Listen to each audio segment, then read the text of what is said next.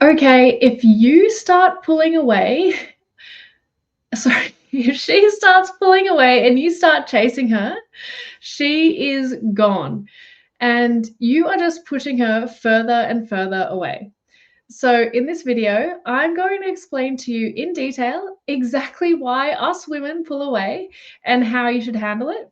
And most importantly, run you through the 5 big mistakes that men make when a woman starts pulling away. So let's get straight into it. The number one biggest mistake is falling for a woman's blatant test. Okay, so pulling away or creating some distance is a sneaky little trick us girls use on men. We can do it at the 3-minute mark or even after a 23-year-long marriage. And usually the first time we do it, it is simply a woman's test. We do this to study your reaction, but we also do it to get an idea of how much you like us or how much power we have in the relationship, or just how confident you are with women in general. But the problem is, so many guys overreact to us pulling away even just a little bit, and then we start to actually lose attraction, and then we start to pull away for real. Yes, us women are incredibly complicated creatures. Sometimes we pull away as a test, sometimes we pull away for real. And how do I know this? Well, I'm Tess. I'm not AI. I am a runway model turned men's dating coach and the boss of a bunch of other models who we've trained to go on practice dates with thousands of our clients over the last 20 years. And guess what?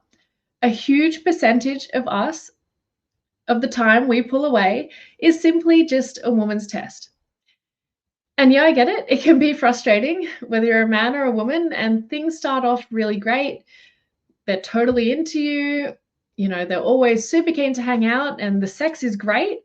And then all of a sudden, in the blink of an eye, something's changed and she gets a little bit distant when you're with her and you might be finding it harder to get to see her, and then it takes longer for her to be answering your text messages, and it's near impossible to get her back into the bedroom, and even when you can, you know, she seems somewhat disinterested.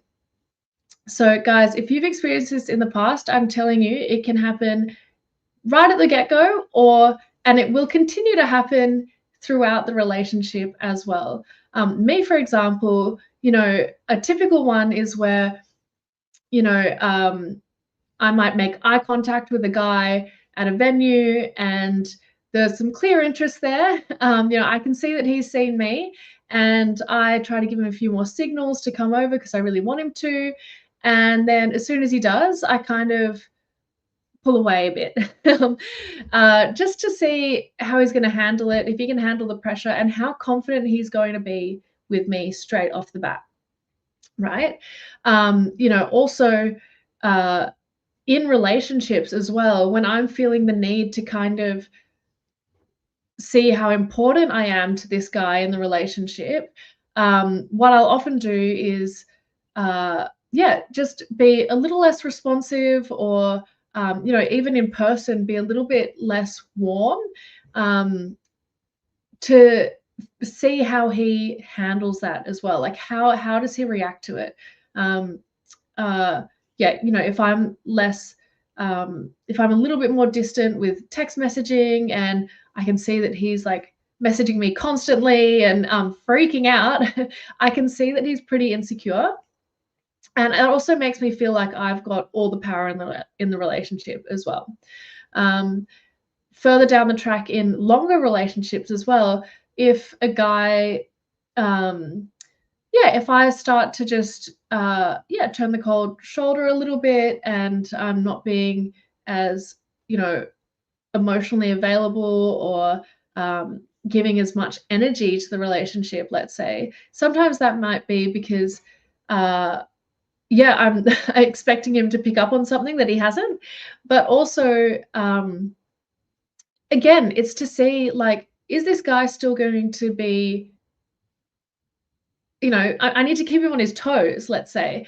I don't want him to just be taking me for granted or assuming that I'm always going to be at his beck and call, right? So it's about trying to get back some of that power in a longer term relationship. So these are some of the ways women can pull away. It can happen at any time during the relationship. Just a few examples I've given you there. If you guys have any questions about different stages of the relationship or something that's happened to you when a woman's pulled away, and I'm here to explain as much as I can the psychology behind those things. And here's James. Hi, James. Hello, fellows. Yeah, one thing we forgot to mention is you guys will all get the chance to go on a date with this wonderful, incredibly skilled dating coach in a bit if you hang around. So yeah, so much of what we actually teach you, we call it what to do when women pull away and all this stuff, but it's so much of it's actually female psychology and women's tests. So yeah, I almost called the first point imagining the worst. And what guys do is they sort of sense a girl's pulling away, and so often this is just a woman's game. So often it's just a woman's game. All the models I've hired over the years agree with this. And they imagine the worst, and they just dig a much deeper hole for me. I'm not sure if Tess said at the start, but we're going to devote a big chunk of time to teaching you how to handle this properly.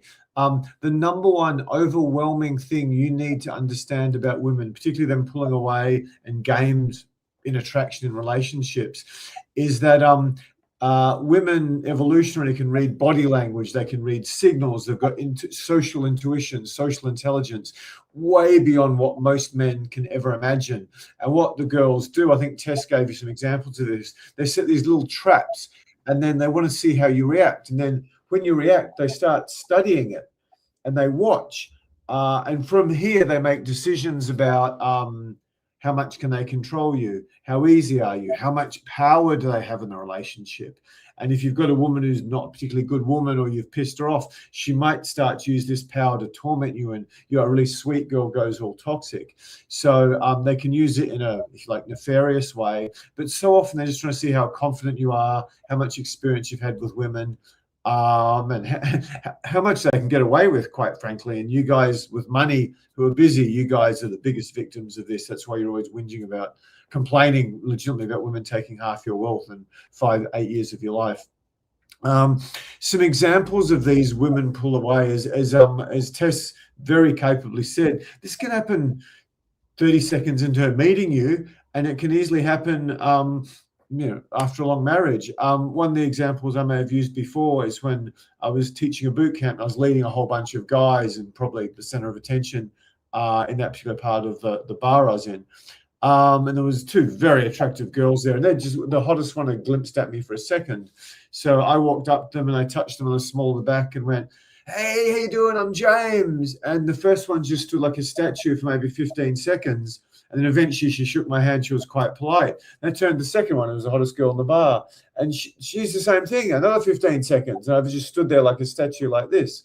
And then, I mean, without going too much detail, the girls just threw themselves at me because I was the only guy who passed that test. And I probably also talked about how oftentimes if I get the first date with like a really hot girl, especially a proper agency model, I know they're not going to show up. It's a test. Does this guy know I'm going to stand him up? And then will he persist and just send me a text, "What's up?" after I've stood him up at the last minute? And then I send them a text. They go, "Oh, this guy gets it." And then whatever, I've got a chance.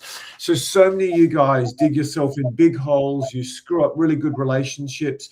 You screw up, an approach that worked well or a date that was going great because you just passed little tests. And one of the biggest tests is the girl just pulls back a bit and then you freak out and show what a clueless nice guy most men are. Did we have any questions coming through about that test? Anything you wanted to add to my bit? Any questions specifically on the women's test side of women pulling away? We started with this intentionally because so many guys, the woman pulls away because you failed a woman's test, then she pulls away more. And okay. Any questions specifically relating to that? Just say hi to Martin, Landon, I think I saw there. Luke, great to see you, Luke. Vichor, I got a great tip for Vichor that I'll share with you guys tonight. Fantastic. Did you have anything you want to add, or do you want to move on to point two? Yeah, we do have a few questions that have come through. You might get on to But yeah, point no, two and circle back to questions. Okay, sounds good. number two, when the girl starts to pull away, is to try harder. Now, I don't know what it looks like for you. It could be sucking up, it could be groveling, it could be trying really, really hard to try to win them back. It could be eating her pussy for 3 hours straight, even doing the didgeridoo lessons. So you can do the circular breathing. For any Americans or Europeans who don't know, didgeridoo is an Indigenous Australian Aboriginal instrument where you learn to breathe through your nose and breathe through your nose. Anyway, we don't need to know all about that. The other thing is you do when you try harder is you spend a lot of money. One of my favorite Australian clients, his long-term girlfriend was pulling away when he was working, whatever he was, 12, 14 hours a day, building an amazing life and fortune for them.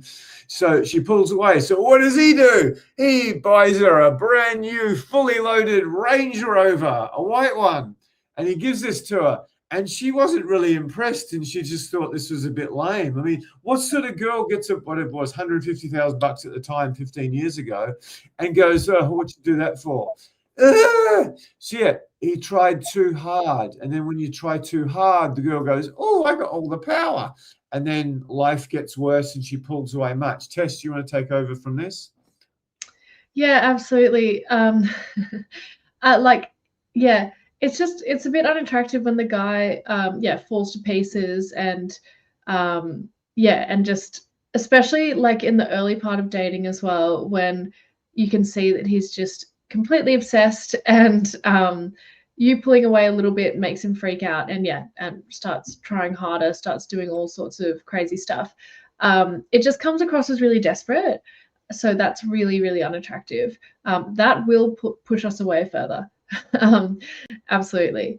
So we want to, when we're pulling away, we want to test how secure you are in yourself. You know, if you're a guy who knows his value and um, yeah, is spoiled for choice with women, you're not gonna be reacting to us pulling away a little bit at all. So um, so yeah, it's such a test, and even if we're not doing it intentionally, this just observationally seeing how you react to little things tells us so much about you. For instance, like let's say I'm not even trying to pull away. Let's say I just have a distant day because I was working, working long hours or something like that, or I was spending time with my family or friends and I just wasn't on my phone or whatever. You know, the kind of guy who like freaks out about that, like, where are you? Why haven't you messaged me or whatever, and starts trying really hard, or I don't know, just overreacting. That is yeah, huge red flag for women, for beautiful women as well. That really screams like stalker, possessive guy, insecure guy, which is just so unattractive. Yeah, so obviously there are different levels of this, but just trying to explain a sort of extreme version so you guys really get the point there. Fantastic. We might move on to number three, which is if I do fall for any of them, it's this. You apologize because yeah, I'm a good guy, and you use all your processing power, particularly if you're quite smart, to try to figure out what's going on, and you go into detective mode. The girl I like, the girl you may be crazy about, or the girl you're trying to make your girlfriend, she pulls away. You're like, okay, what's wrong? I figure out shit at work and I get paid really well for it, and I'm really good at figuring problems out. I'm going to figure out this problem and just torch it with my logical intelligence. That's what we like to do. And yeah, oh, I'm sorry for this. Is this what's pissed you off? I'm sorry for that. Is this what's pissed you off? I'm sorry for this. Is this what's pissed you off? And it's like, I've had this experience with women myself, whereby they're really pissed at me. And I'm like, okay, I'm going to figure out what's going on here. And one time I was doing a boot camp with an ex-girlfriend. And at some point in the boot camp, she just hated me. I don't know what the hell I did wrong. I had no idea. And I came up with my list of the top 5 things it could be about why she's pissed off with me and why she pulled away. in the short term anyway. So I come up with them, and I put my intellectual mind to the test to figure out what they are. And I was wrong on number 1, wrong on number 2, wrong on number 3, wrong on number 4, wrong on number 5. And if I'd had 10,000 guesses, I would have never guessed what it was. I'm probably going to tell you guys what it was. Hopefully I won't get in trouble for this too much. I told a story on a boot camp when I was trying to talk about my sex training course, of how I got an ex-girlfriend, and I tied her hands behind her back, and I wrapped her up in a sheet, in a big sheet in a hotel in Vietnam. And then anyway, I got my trusty Swiss Army knife and cut a hole somewhere in that sheet. And yeah, you can probably guess what happened after that. It involved some sexual, it involved some intercourse. And anyway, and she tells me like 4 days later, when she figures out why she was so angry, she goes, "You didn't do that to me." Now, if I'd had whatever, Claude AI and Grok AI and Gemini AI trying to brainstorm what on earth this girl was pissed off about, I don't think I would have got it. So often, as we'll get to when we give you the answer, you've just got to go, okay, well, maybe she had a bad day at work. Maybe she's testing me. Something's up. I'm just going to give her a bit of space and go do my own shit. I'm going to go play basketball with my buddies. I'm going to focus more at work. I'm just not going to worry about her. She's a woman. She goes up and down, and she'll generally come back. You just don't go reacting to it. Tess, do you want to add anything to what I said there? Yeah, absolutely. I think that, again, like, especially in the early part of dating, when you might not know each other super well, and she's responding in a certain way, and you're just, you want to nut everything out and talk it through. What that does, it can really take away from the sexual dynamic as well in the relationship, because it becomes like you're just over explaining everything. You're like, it's like you become a therapist as well, which is really not sexy. And I've worked with a few clients who have got into this sort of scenario where it's really taken away from the sexual dynamic and stopped things moving forward in that regard.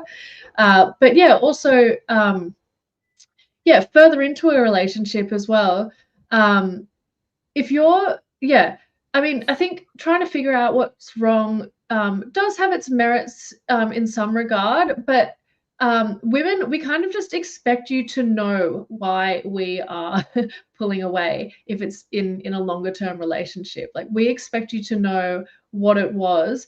And so James, your story about your ex who took 5 days for you to figure out, she was probably like, he should get this, right? It is much better to usually just communicate about these things. But sometimes us women, like James said, we don't actually know what the trigger is in particular. We just know we've been triggered, and we know there's something that we're not happy about. And so when you try to like talk about it too early, when we haven't actually figured it out for ourselves, it can just cause problems. So again, and then you're just you often get in these loops of just talking about nothing and getting nowhere. So it's best to just try and diffuse, and diffuse is probably the best thing to do. Tess has touched on a point I raised and really got something important about male-female relationships. Why are you upset with me? I don't know. I'm just upset. I've had that conversation with girls, including girls who are sweet, lovely, and a whole bunch of other stuff. So you've just got to understand, women are very, very, very different creatures to men.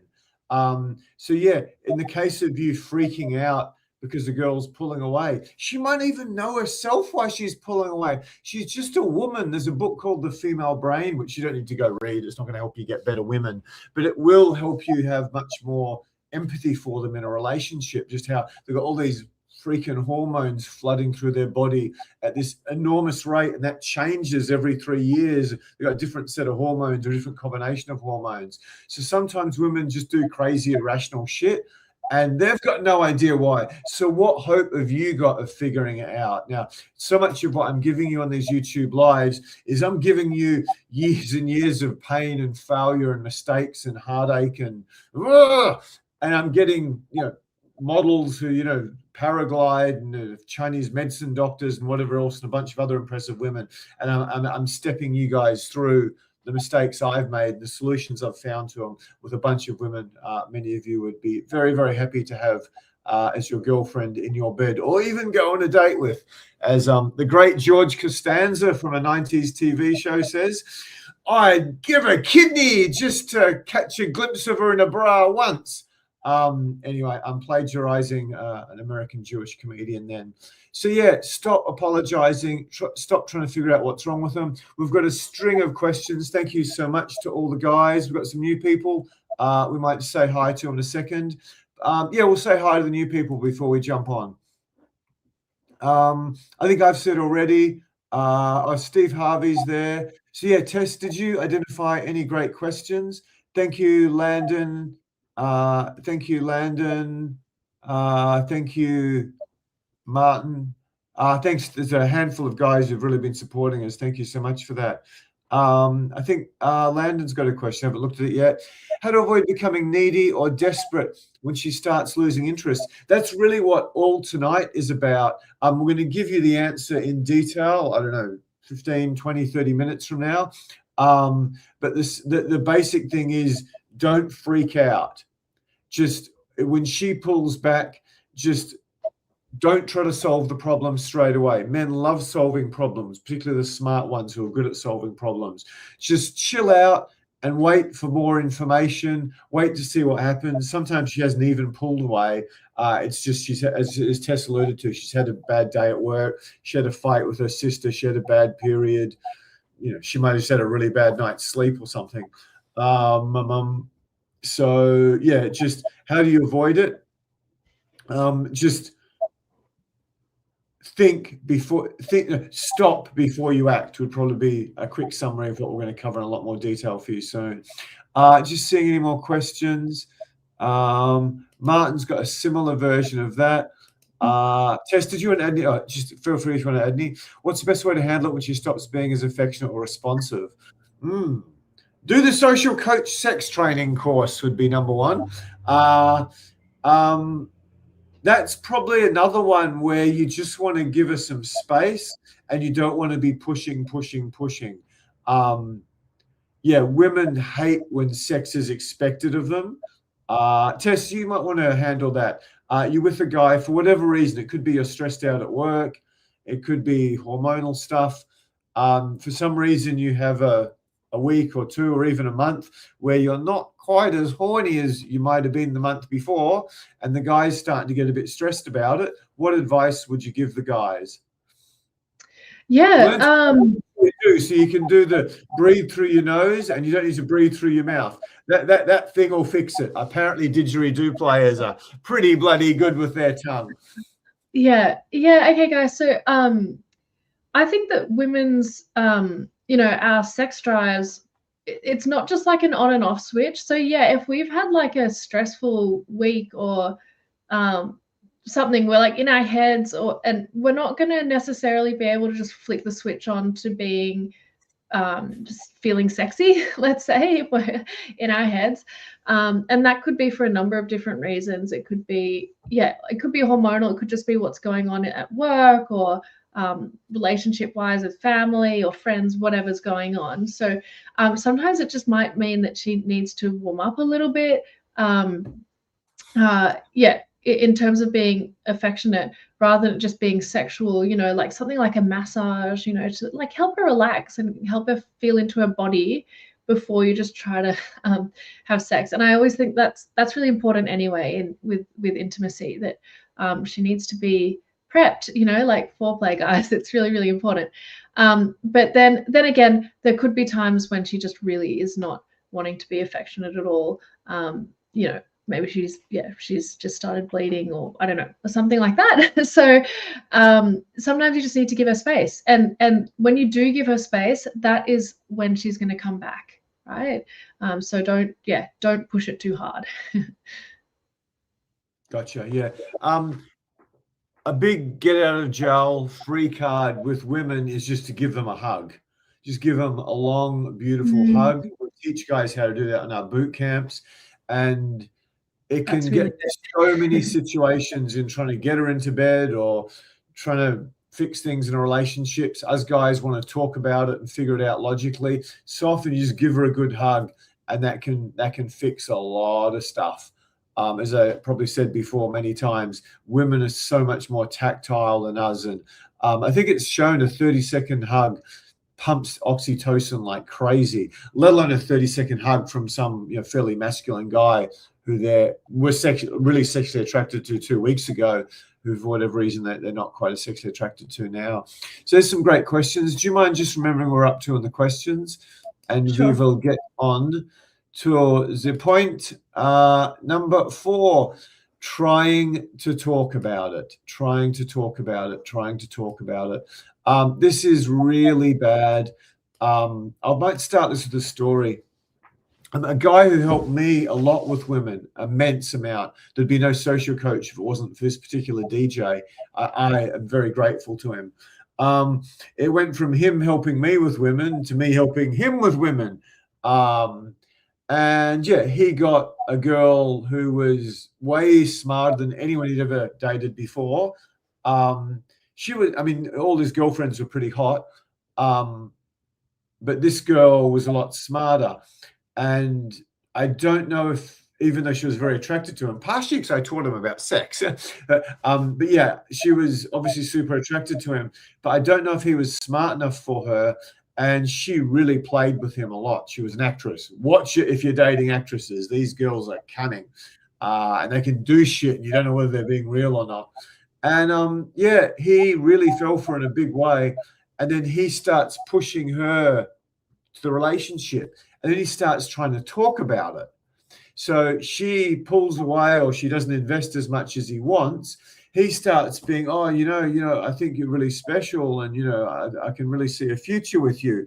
And she was like, yeah, this guy's great, blah blah blah blah. And as soon as he tried to start talking about their relationship, what do you think she does? Her nether regions just dry up completely for the next 3 weeks, 3 months, and she starts pulling away big time. And I'm like, dude, what are you doing? You've had all these hot girlfriends. What the fuck do you think you're doing? You're just pushing her away. He's like, yeah, but I really like her, and I'm getting to a point where I don't want to be going out and just pulling new girls every week or every month. And yeah, she's this and that. And they say, it's not your job. It's not your fucking job to push the relationship along. I mean, what are you doing, man? I've been friends with this guy for 20 years, so I could talk to him really frankly. I go, well, I mean, how would you be if she met you, say, when you were DJing, and then she sucked you off in the fucking DJ booth? Is this going to be like your next girlfriend? He goes, no, of course not. That happens to him. But he's not going to marry one of the girls who sucks him off in the DJ booth 10 minutes after meeting him. It's just not going to happen. So that's exactly the metaphor. If you start having these deep and emotional feelings and emotions, and where's this going feeling, I mean, the girl's just going to turn and run away much faster than Tess alluded to at the start. So yeah, it's men's in pretty much every mammal in the mammal kingdom, and I really geek out on this shit. I was watching what do you call them? Well, there's little animals in Africa that will attack lions. Honey badgers. I was watching honey badger videos the other day when I got a bit stressed out following a leaf blower. I'm always watching chimpanzees and honey badgers and lions and trying to figure out their mating strategies and their social hierarchies. That's the sort of nerd I am, James McLean. But yeah, pretty much every animal, the man completely and utterly leads the sex, and certainly with the human mammal, the woman leads the relationship. So yeah, as soon as you sort of mixing those two up, it's just cactus. So if the girl's pulling away, you don't start having a deep and meaningful lame-ass nice guy conversation. You just do what we're going to teach you in a few minutes, and you just chill. As Tarantino writes for Samuel L. Jackson, chill, motherfucker. Tess, you want to add to that? Any comments about my friend's little story? That would be useful to hear from you too. Yeah, absolutely.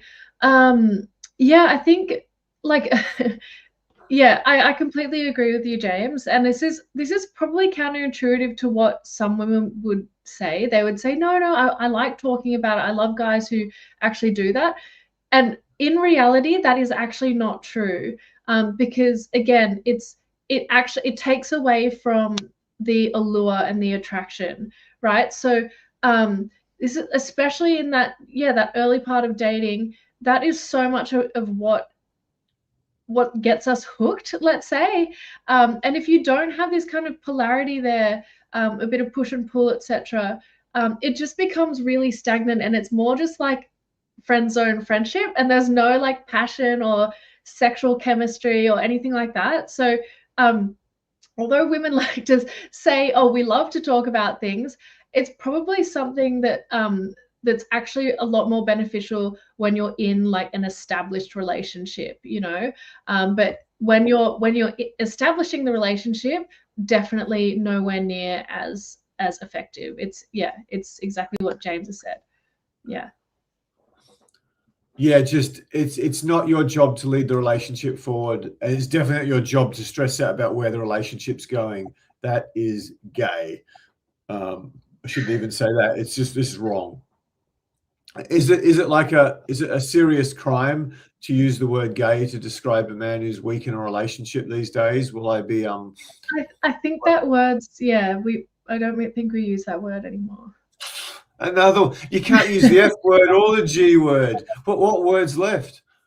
I don't Homosexual know, James. individual or something? I don't know. Just err on the side of caution for the PC warriors out there.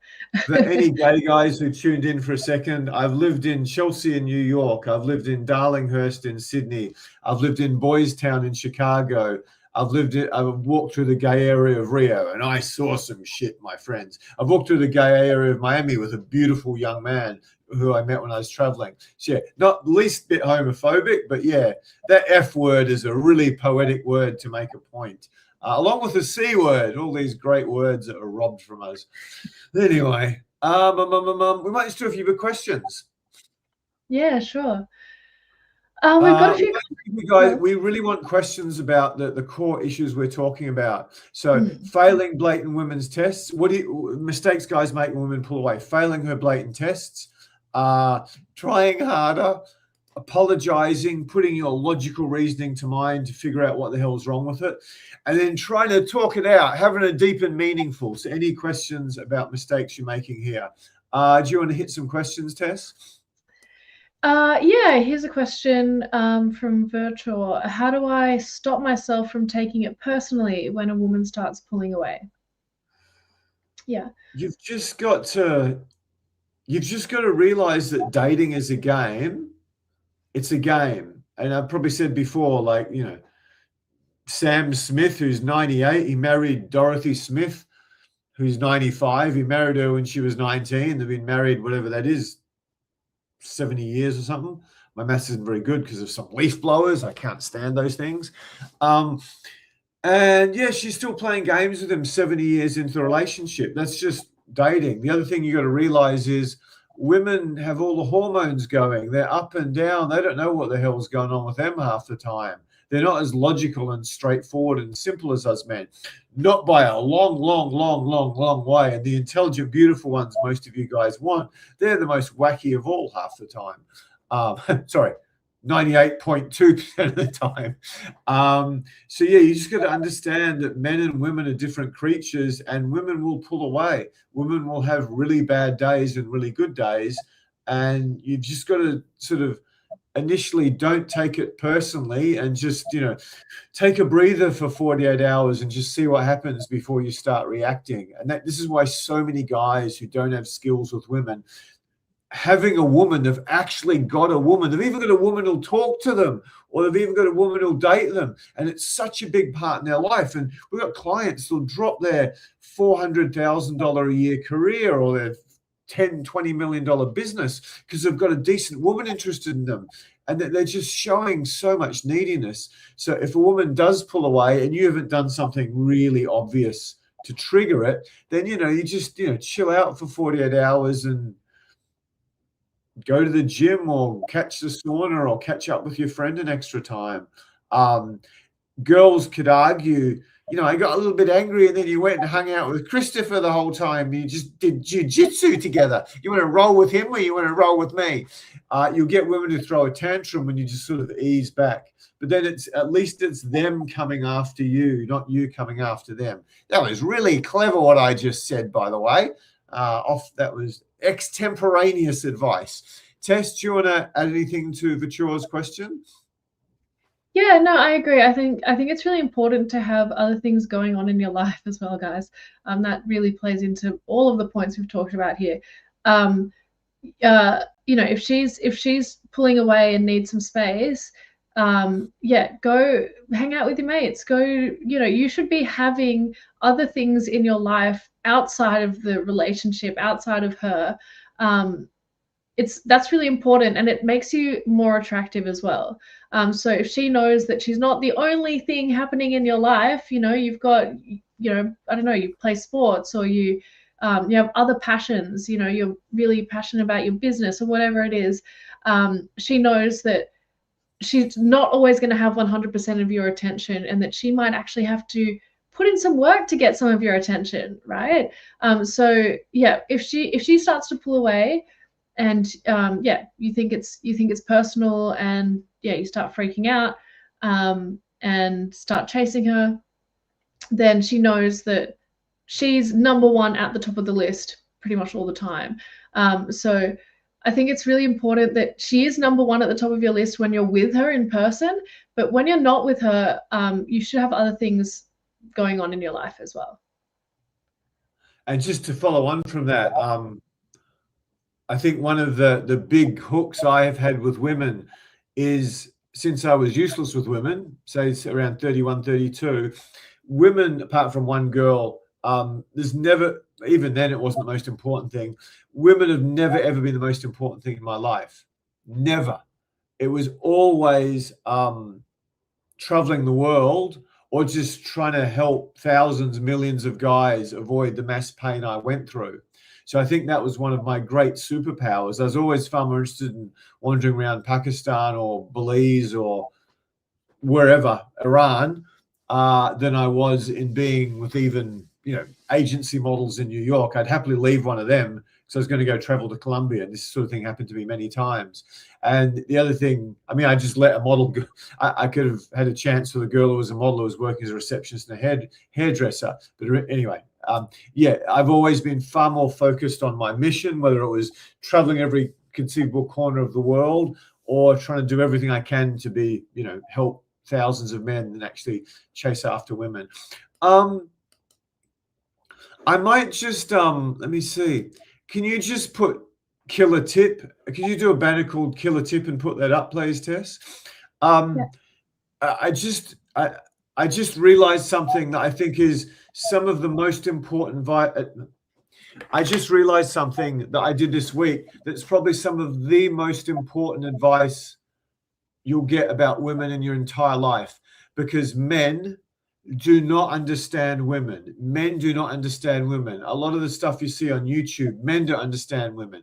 Even some of the female YouTubers, women don't really understand that men don't understand women. So what I did this week, I haven't lifted weights in a long, long time. I'm healthy. I do yoga, but I haven't lifted weights in a long, long time. But I've just spent a day of my life doing two things. I'll even stand up. Trying to find a belt. Oh, weird, the background. Trying to find a belt where the strap wasn't out there, and the strap. Oh, this is so unprofessional. Anyway, I was trying to find a belt that fits me properly, and I was trying to find a nice little watch strap for a watch. I ordered a watch I wanted that I'd had 10 times before because it's very stylish, and then it comes with a metal band, and I swapped the metal band for the leather band. I spent a day of my life achieving these two things. That was a very good use of time. Why? Because women look at you and they don't necessarily look at your lats or your biceps or that sort of thing. The stuff they take into account, like shoulder to hip ratio or how good your bum is. I'm not saying they don't look at that. They're usually more interested in your face. But what they're really interested in is where they perceive your social status. what women are really interested in is where they perceive your social status. And they've got lots of great tools to establish that. And number one, and the one they use first, is how do you present yourself? Other ones are like, how much energy do they perceive you're getting from all the people around you? And what sort of people are with you? Are they cool people? Are they attractive people? Do they look like high status people? But one of the biggest hacks is to look like you know how to present yourself. Like I present myself like I'm a surgeon or a hedge fund manager. I've coached some very basic blue collar guys. I mean, I could coach a garbage man to look like he's a surgeon or a hedge fund manager. Equally, I've coached hedge fund managers who look like they're garbage men almost. So I invested this huge amount of time into shopping around, going to whatever you call them, cobblers, to find a nice watch strap. And I went to 3 places trying to find someone to adjust a belt I really liked, that the lovely Tess and one other female coach said, yeah, that's a great belt. So rather than replace the belt, I just got it fixed. So yeah, hopefully that is insane value to you guys. Even women like Tess, who's like an outdoor paragliding, surfing, camping, hiking, mountain climbing nut. And Tess, who's an ex-pro volleyball player, who's basically everything Tess is, except for the parasailing, or she's skydived a bunch of times. Even these, for lack of a better term, sort of super feminine, hot tomboy models, they care so much about how you present yourself, let alone a more girly girl. Tess, did you want to add anything to my killer tip, or just comment about how that's so important? Before I throw to Tess, last boot camp, one girl was way hotter than every other girl there. And I sort of walked past and looked her up and down. There was no easy approaches. I won't go into the reasons why. There was nowhere to sit, and it was very awkward. And there was no way I could have got my clients in there, so it wasn't worth me doing it at that point, because there's other ones. So anyway, I walked past, looked her up and down again, and then she approaches me and she goes, "Oh, are you from France?" I said, "No, I'm from Perth," because I've had that question before. And I said, "Oh yeah, but I put my normal accent on and said, "Oh, but I have lived in France. I had a girlfriend in Strasbourg." This is more killer stuff. I gave her a bunch of bonus information to talk about. And I talked to her for about whatever period of time. So yeah, women will come up to me and go, "Are you European, or are you from France or something?" So Tess, with me spending all this time just trying to it sounds so gay. I need to use the F word. I'm going to get the right watch band that looks good for my watch. And I'm going to get a belt where I got the middle buckle in the center. The buckle is going to go. It sounds like some fucking gay style show. But this is what gets girls. I'm sorry. This is what gets girls. This is what they want. If I took my shirt off and showed you my big biceps and pathetic little chest muscles, you'd see what I'm talking about. Tess, over to you. Yeah, no, absolutely. Women, and I think all people are, we do judge a book by its cover. First impressions make a huge difference. And, if there's a red flag in the way you're presenting yourself, she's likely going to have a barrier up or just write you off completely right from the beginning.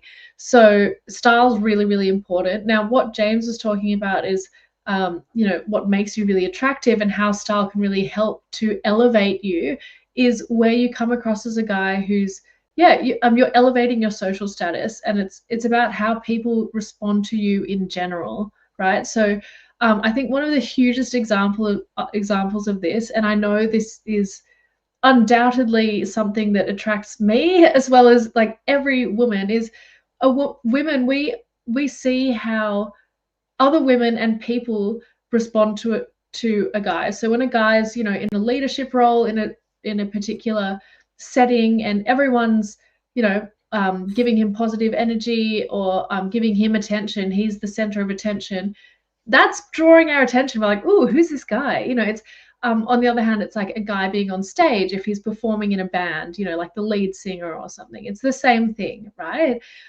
So style is a huge part of that. So yeah, I completely agree with that. And yeah, I mean, little things like, brands, etc. And that's that's a little bit of a different level. Like different women will respond to those things a little bit differently, but the most universal one is just like how people are responding to you in general. I'd say style's even more important because that's there the whole time. They probably see the style, then from there they check out and go, what's going on around you? Cool. Where are we? I've screwed this up. What the hell's going on? Okie dokie. Just got some questions for you. Are you, Tess, can you fix up the slides? Do you know how to do that? No. Oh yes, I do. Sorry. Like this. There we go. Are you worried, like many guys, are you worried about growing old and grey and being all alone in your 40s, 50s, and 60s? Or worse, settling for an okay woman and she goes super Amber Heard toxic on you, or just takes half your assets? Have you recently been married for a long time? Have you been out of dating for a long time? Maybe you've been single or you've been married and your confidence with women is way down. Potentially you're sick to death of dating apps and bars, and you've got approach anxiety and you're scared of rejection. Like many of our clients, you could be quite a busy guy and you really don't have hours and hours a week to run around chasing girls down the street, and to try to get the skills and then date enough women to actually find a good woman. And you got to date a lot of girls to find a good one these days in the West, I can tell you that. And maybe not all of you, but some of you, you're in your 40s or 50s or 60s, you're just not attracted to women around your own age and you want to date quality women. So how would you like to do that quicker and more efficiently than you ever dreamed possible? Go on a dating diagnostic with Tess. That's one-on-one with Tess. She should have sessions available tomorrow and the next day. And there'll be some more for if you book a link in the chat. The goal of the diagnostic is basically to identify and eliminate the dating mistakes that have held you back your whole life, help you beat 95% of guys at approaching and dates, and give you a written step-by-step plan you can implement yourself. We sold a bunch of these during COVID. They actually kept Social Coach ticking over when we weren't allowed to do any live events. And they were $1,500. We're going to offer you a chance for a tiny, tiny fraction of that. So yeah, Tess is the boss of all these girls. And yeah, we've been doing these large events with these hot girls and a bunch of our clients in rooms since 2006. And that gives you an idea what some of our events look like. Plus we do much bigger ones with like 50, 60 people. And our clients are now sort of unambiguously 40s, 50s, 60s, 70s. That gives you an idea. Okay, so if you're interested in this, the process is basically you tell us about your history with women, serious relationships, flings, anything painful, kids, whatever. We want you to know what your goal is. If we coach you, where do you want to be 3 months from now? To be Social Coach is the best thing that's ever happened to me, or one of the best things that's ever happened to me. Sticking points. What do you need help with? What's holding you back? It's probably approaching. It's probably getting dates. It's probably turning dates into sex. It might be reading women's signals. There's a bunch of other stuff. Fear of toxic women's a big one. Fear of getting your assets taken is another big one. If you get the right girl, that's dramatically less likely to happen. And then once we get to know you a bit and get to know what you want, you're going to start doing role plays. We start by doing approaching role plays, conversation role plays. And then once you get the hang of that, then we'll actually throw and you'll start practicing as if you're going on a date with Tess. And you're getting private coaching. This happens over Zoom. Tess, my very, very best female coach, will give you personalized expert tips, coaching, conversation starters suited to, you walk your dog after work, or you like the gym, or this is where you like to meet girls, or whatever, wherever you're getting stuck. And we will personally answer any reasonable questions you have. And you'll have a written step-by-step plan to follow within 24 hours. And it's a dating diagnostic, one-on-one with Tess. These are so incredible, it's beyond belief. We normally sell them for $1,495. But Tess isn't the only one. She's the only one who does the proper diagnostic. We've got a bunch of other coaches who you can work with. Natalia, I talk about often. She's an amazing coach. She's an ex-pro volleyball player and model. And that's Tess on the catwalk. So yeah, Up till 2020, we changed your life in person. Now we can change your life on Zoom. We've got a bunch of American guys we're working with, a few Europeans as well. But the biggest news of all, it's not $1,495. If you just answer a few questions, it can be $1 tomorrow. And any guys watching the replay, if you click the link, we'll have much more spots available throughout time. So just click the link below, comments and description. If you're an Aussie interested in help, I implore you to hurry up because we're getting a lot of American interest, a lot of American clients.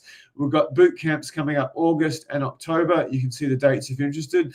If you're an American, if YouTube continues the way it's going, we will be announcing US dates soon. I can't wait. I did a whole bunch of boot camps there in the 2000s and early 2010s, but I stopped doing that when my business took off in Australia.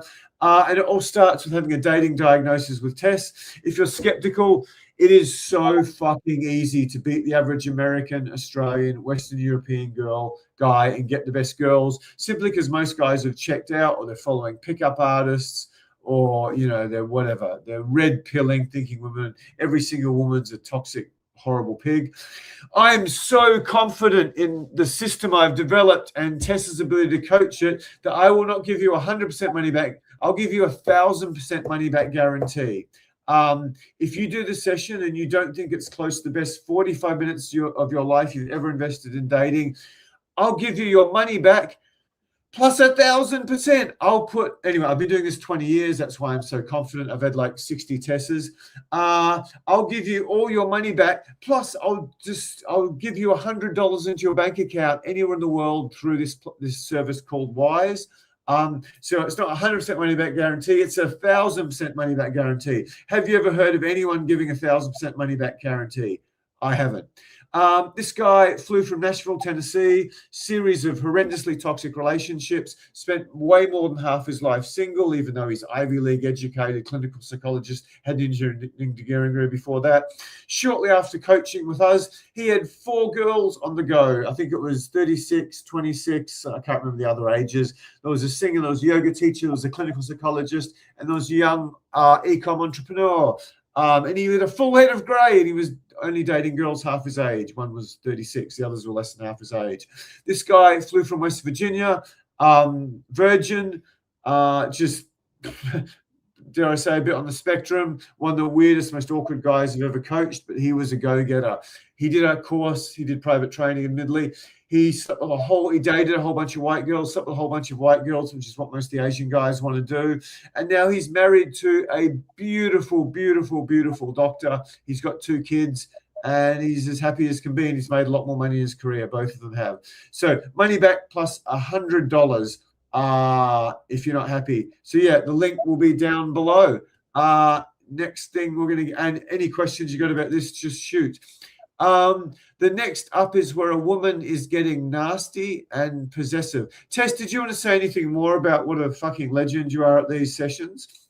Yeah, sure. Yeah, no, guys, it's amazing the progress I've had with students, even after just like 2, 3, 4 sessions. You know, yeah, one of our US clients who just did Zoom coaching, no boot camp, is now dating models and yeah, constantly just giving us heaps of amazing feedback and testimonials because he's just over the moon. And it's amazing. It's actually amazing seeing the transformations, guys. All it takes is openness, a good attitude, and yeah, just take that first step. Again, it's only $1. See how you go. There's no harm in trying it. It's loads of fun and it's really empowering as well. You know, when you start to understand the dynamics of communication, it's super empowering. Like you just have so much control in any scenario when you're approaching women. So yeah, guys, this is going to help you in so many different areas of your life, and that's the feedback we constantly get from our clients. And yeah, we love helping you guys with your goals with women. That's what we're here for. So yeah, give it a go, guys. What was it? Comment of the night from Jordan from Canada. Thank you. That's a very bold offer, my friend. I'm not going to talk about them now, but my boot camps all carry a $2,000 money back guarantee, plus all your money back, because I'm really fucking good at this. Not very good at YouTube, but very good at actually doing the thing that you guys come to YouTube for. Okie dokie. Next up is getting nasty and possessive. A lot of guys do this. When the girl pulls away, they start criticizing her. They get passive aggressive. They're doing nasty little things. They start making, silly little remarks. My dick doesn't taste as good as when you started dating me. Or some of them start to make very subtle or even overt threats. Some of the guys start to throw tantrums and whatever, and throw their weight around and blah, blah, blah, blah, blah. Because what happens, a lot of guys who, what I call nice guys who finally get a girl, they settle for her. They didn't really go out and get a girl they really liked. And then they can feel the girl just start to pull away. And then they start to stress out and they think being angry or nasty to her is going to stop the pulling away, which tends to not work at all. So, yeah. Tess, have you had an example where you started pulling away and a guy got nasty? I've never, I might have said some slightly off color things, but I haven't, this isn't something I really suffer from. I've tended to, I usually dump them long before they ever get a chance to think about dumping me. Apart from one girl in my life, I've always sort of been the one to leave because I get bored or whatever. Tess, do you have any examples of guys getting nasty? I know it's a really big thing. Yeah, absolutely. Like my first long-term relationship, it was with a guy who was really possessive and horrible. And I guess I didn't have a lot of relationship experience at that stage, so I kind of just stuck with it. But I'm now extremely sensitive to this sort of thing, and I know a lot of my friends who are models, etc., are exactly the same, because guys can get really overwhelmed by our physical appearance and get really, really jealous. And so when we do pull away a little bit, even if it's just because we need a little bit of space, or maybe it's just we've had a long day at work or whatever it is, and a guy starts to become really possessive, it is, as I said earlier, a huge red flag. And it is the epitome of insecurity. It's so unattractive. Like when a guy is getting nasty for you pulling away, it shows how weak he is. And it's the worst. Are you okay to talk a bit more about, can you talk about any of the stuff that happened, or what was some of the things that happened? I should have added that, getting nasty, possessive. Just talk a little bit about just examples of what guys are doing that really upsets you. Little things like, just like spamming. Like I'd go out with some friends and just he'd be messaging me being like, when are you gonna message me, what are you doing, blah blah blah. That's the possessiveness. But getting nasty, there'd just be little snide comments. Like I'd go to work, let's say, and then I'd come home and be like, oh, I made heaps of tips tonight, it was a really busy night at work. I used to work in hospitality years and years ago. And just like, oh, what, you were flirting with all the guys, or just like little comments like that. But it's just all the time, little things. It's just all these little things like that. And it would just became a huge theme in the relationship. And like what you said, James, just little things like that. It's like, why? What is the need to say that? It's so unnecessary. And again, it just shows the guy's insecurity. It's so unattractive. I love Tess's example about flirting with all the guys. Can you try to put yourself into a woman's shoes, where the man's meant to be the man? He's meant to be in charge. He's meant to be in control. He's meant to be the alpha, for lack of a better term. And she gets home all happy. Oh, I made whatever, $800 tonight in tips, and she's all happy. And the first thing you go, oh, flirting with all the guys, do you? What sort of a pathetic excuse for a human being are you? Now, I might have done this pre-31 because I didn't understand women very well, and I was coming from a position of mass scarcity with women. It's very easy for me to sort of sound like I'm talking down on you now. There's several areas of my life where I'm fucking pathetic. I think I might have shared before. I did private lessons in boxing, and I had a lot of potential because I was a good athlete. But yeah, my trainer was going, dude, when I hit you, stop shutting your eyes and looking away. So yeah, I'm not in any way saying I'm anyway special, because I probably don't fall for this shit anymore. But you can see how flirting with all the guys are. If you put yourself from the woman's point of view, hopefully you guys can see how fucking pathetic that is. Let's get back to comments. I've seen some really good ones. I might start with Vichor, one of my favorite clients. How to avoid over-investing emotionally too early when dating. That is really difficult. That is really difficult.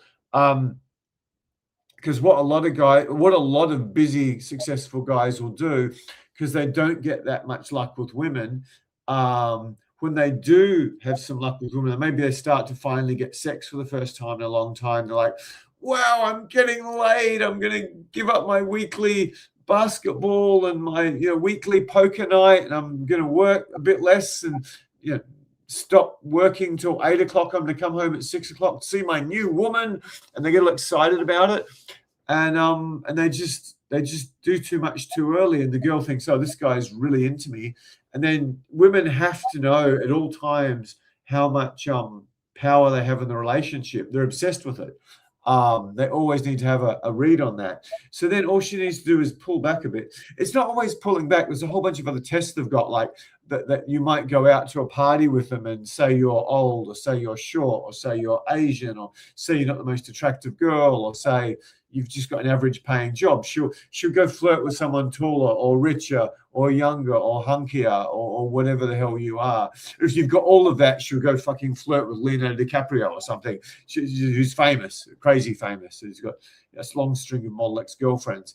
So yeah, how do you avoid over-investing emotionally? The true answer is just get some skills. Stop coming from a position of scarcity with women. That's, I suppose, one of the biggest gifts I've got.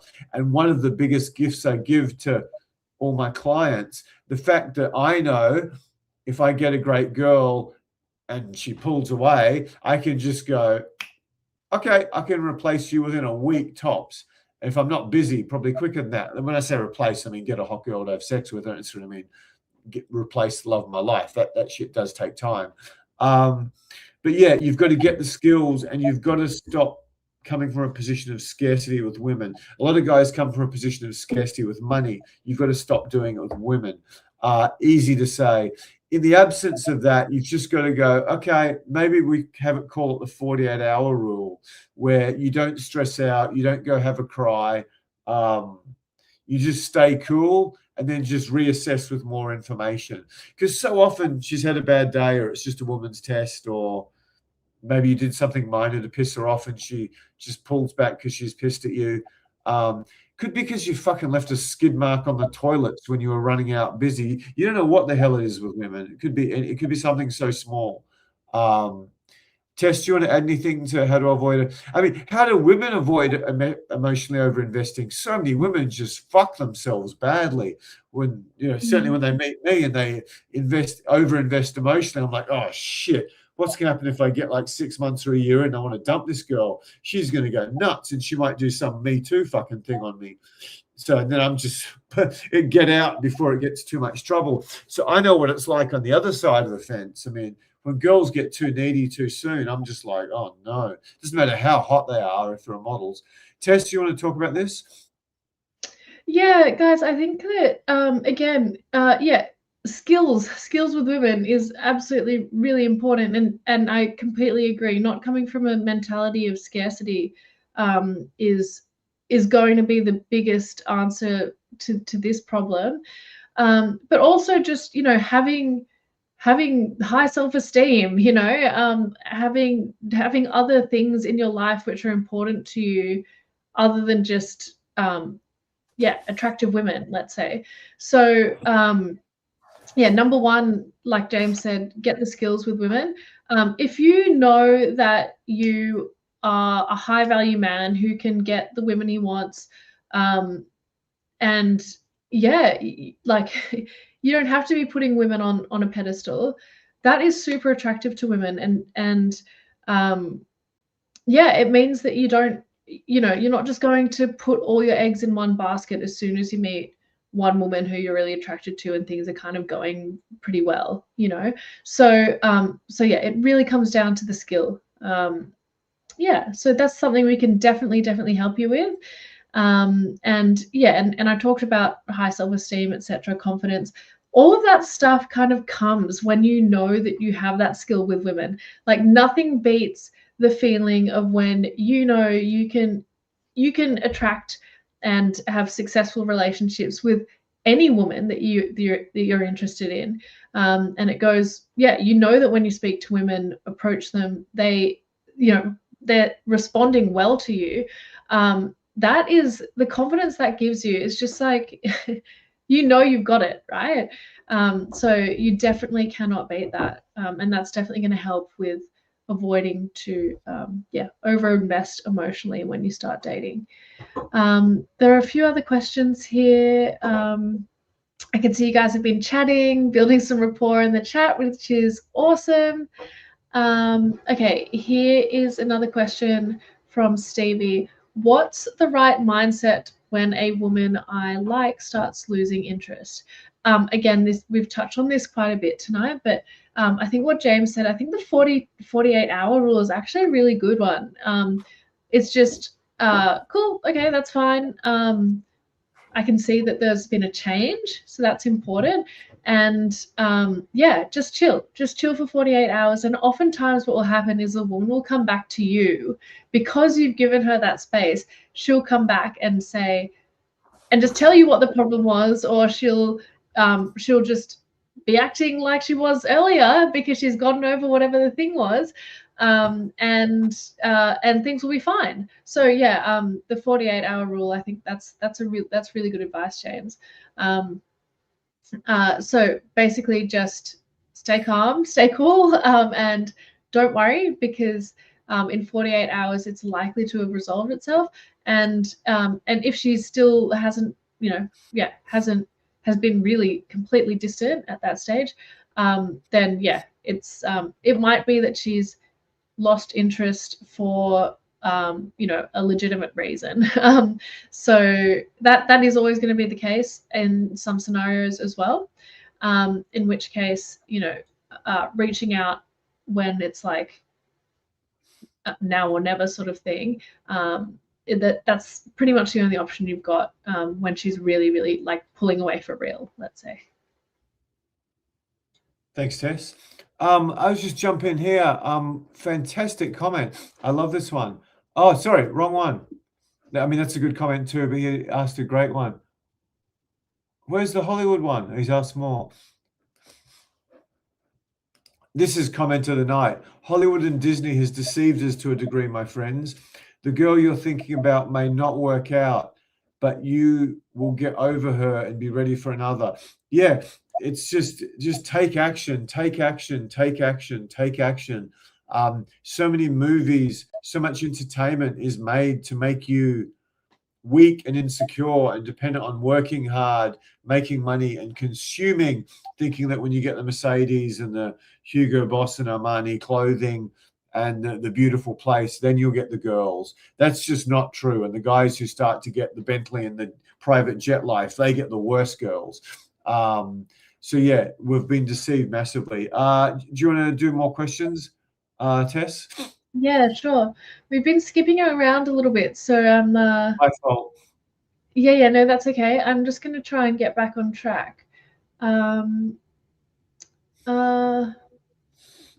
Okay, Martin's asking, yes, I did have a girlfriend a while ago, and we were not in sync in many times. We had fights, and she would say, "You don't love me," or she would say, "You don't love me," or so many traps.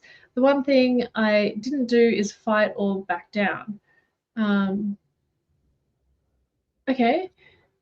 You don't love me is usually it's usually a test to find out if you do. She'll say, "You don't love me."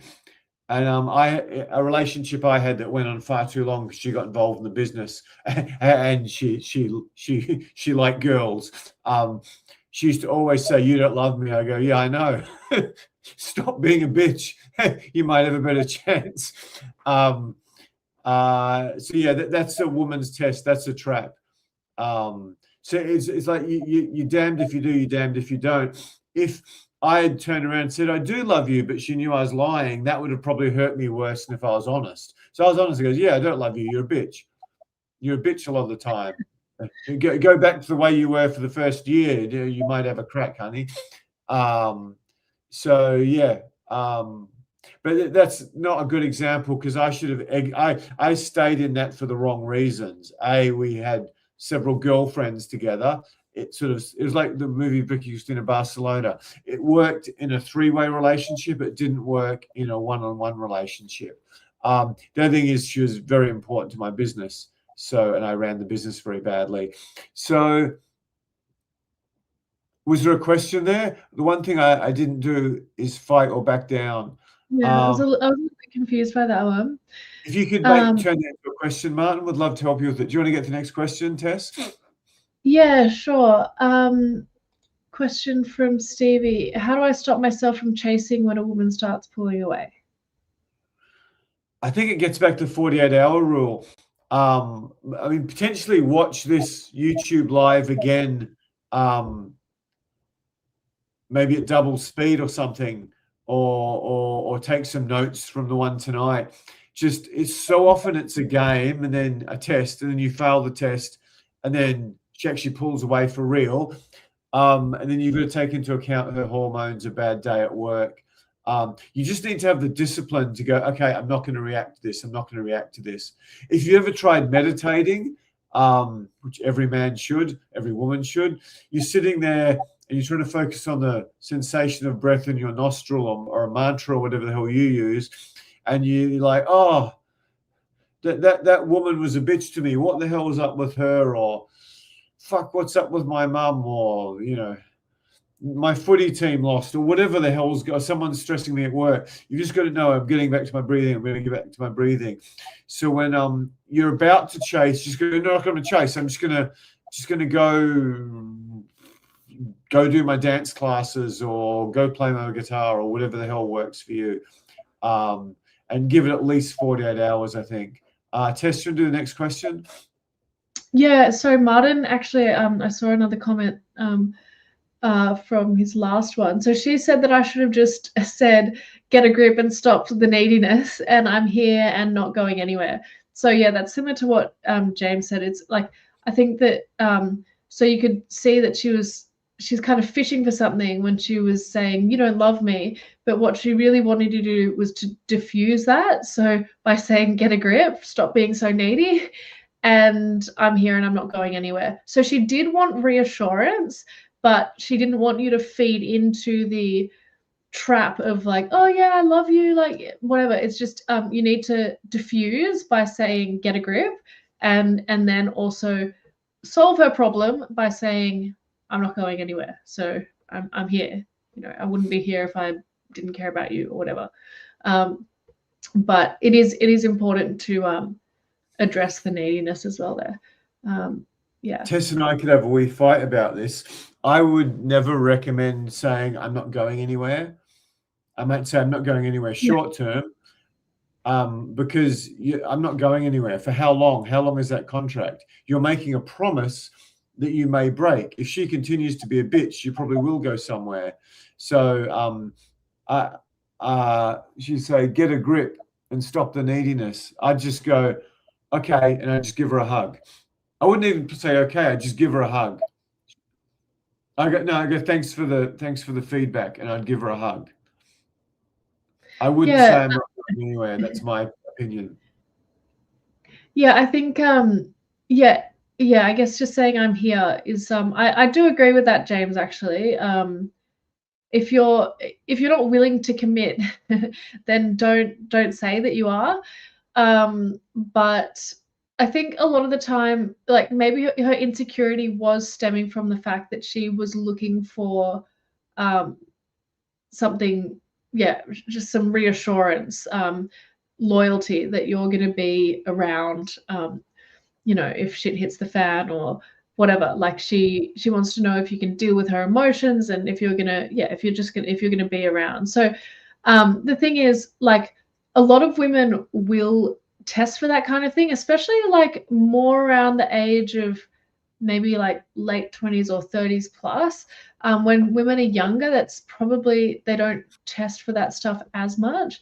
But you will find that, yeah, there will be a percentage of women who, if they don't feel like they are receiving a certain level of commitment, that would actually push them away as well. So yeah, as I said, that's probably more like in the 30s, that sort of thing. But yeah, but just saying like, I'm obviously here in the relationship, so you don't need to be needy. That's fine. You don't need to say I'm not going anywhere. Okay, great. The next point is, do not ever let your self-worth suffer. If you're letting your self-worth hinge upon one girl's opinion of you, attraction to you on this particular day or this particular week, you are crazy. You are crazy. You're giving your life to a variable you just cannot control. You can influence, but you cannot control it. What you need to do, if you want to have even a fraction of happiness with women and not let them torment you, is you need to acquire the skills to replace her. The most dangerous thing you can ever do with a woman, particularly if you've worked hard and you've got a bit of capital, or you make good money, or you've got a house, or you're rich, is to settle for a woman. Because women are much more intuitive than us. They know when you're settling. And that is one of the biggest turnoffs there is. They like the fact they can control you, and they can control your money, and they can control your hard work. They can crack the whip and make you do whatever the hell you want. They like that. They like the security of it, but it's so sexually repulsive to her, if that makes sense. So you cannot ever allow a woman to control your self-worth. It's instant death with women. It's probably instant death in life. So yeah, it's like women should come with a warning: handle with care, especially in 2026 and the 2020s. So yeah, it gets back to 48-hour rule, but you've got to get the skills Tess and I talk about repeatedly: touch, eye contact, body language, elite level conversation skills, reading signals, passing women's tests, understanding female psychology, planning a date, and then a whole bunch more advanced stuff, some reasonable sexual skills, how to dress to suit you and your colorings and that sort of thing, your socioeconomic status, your age.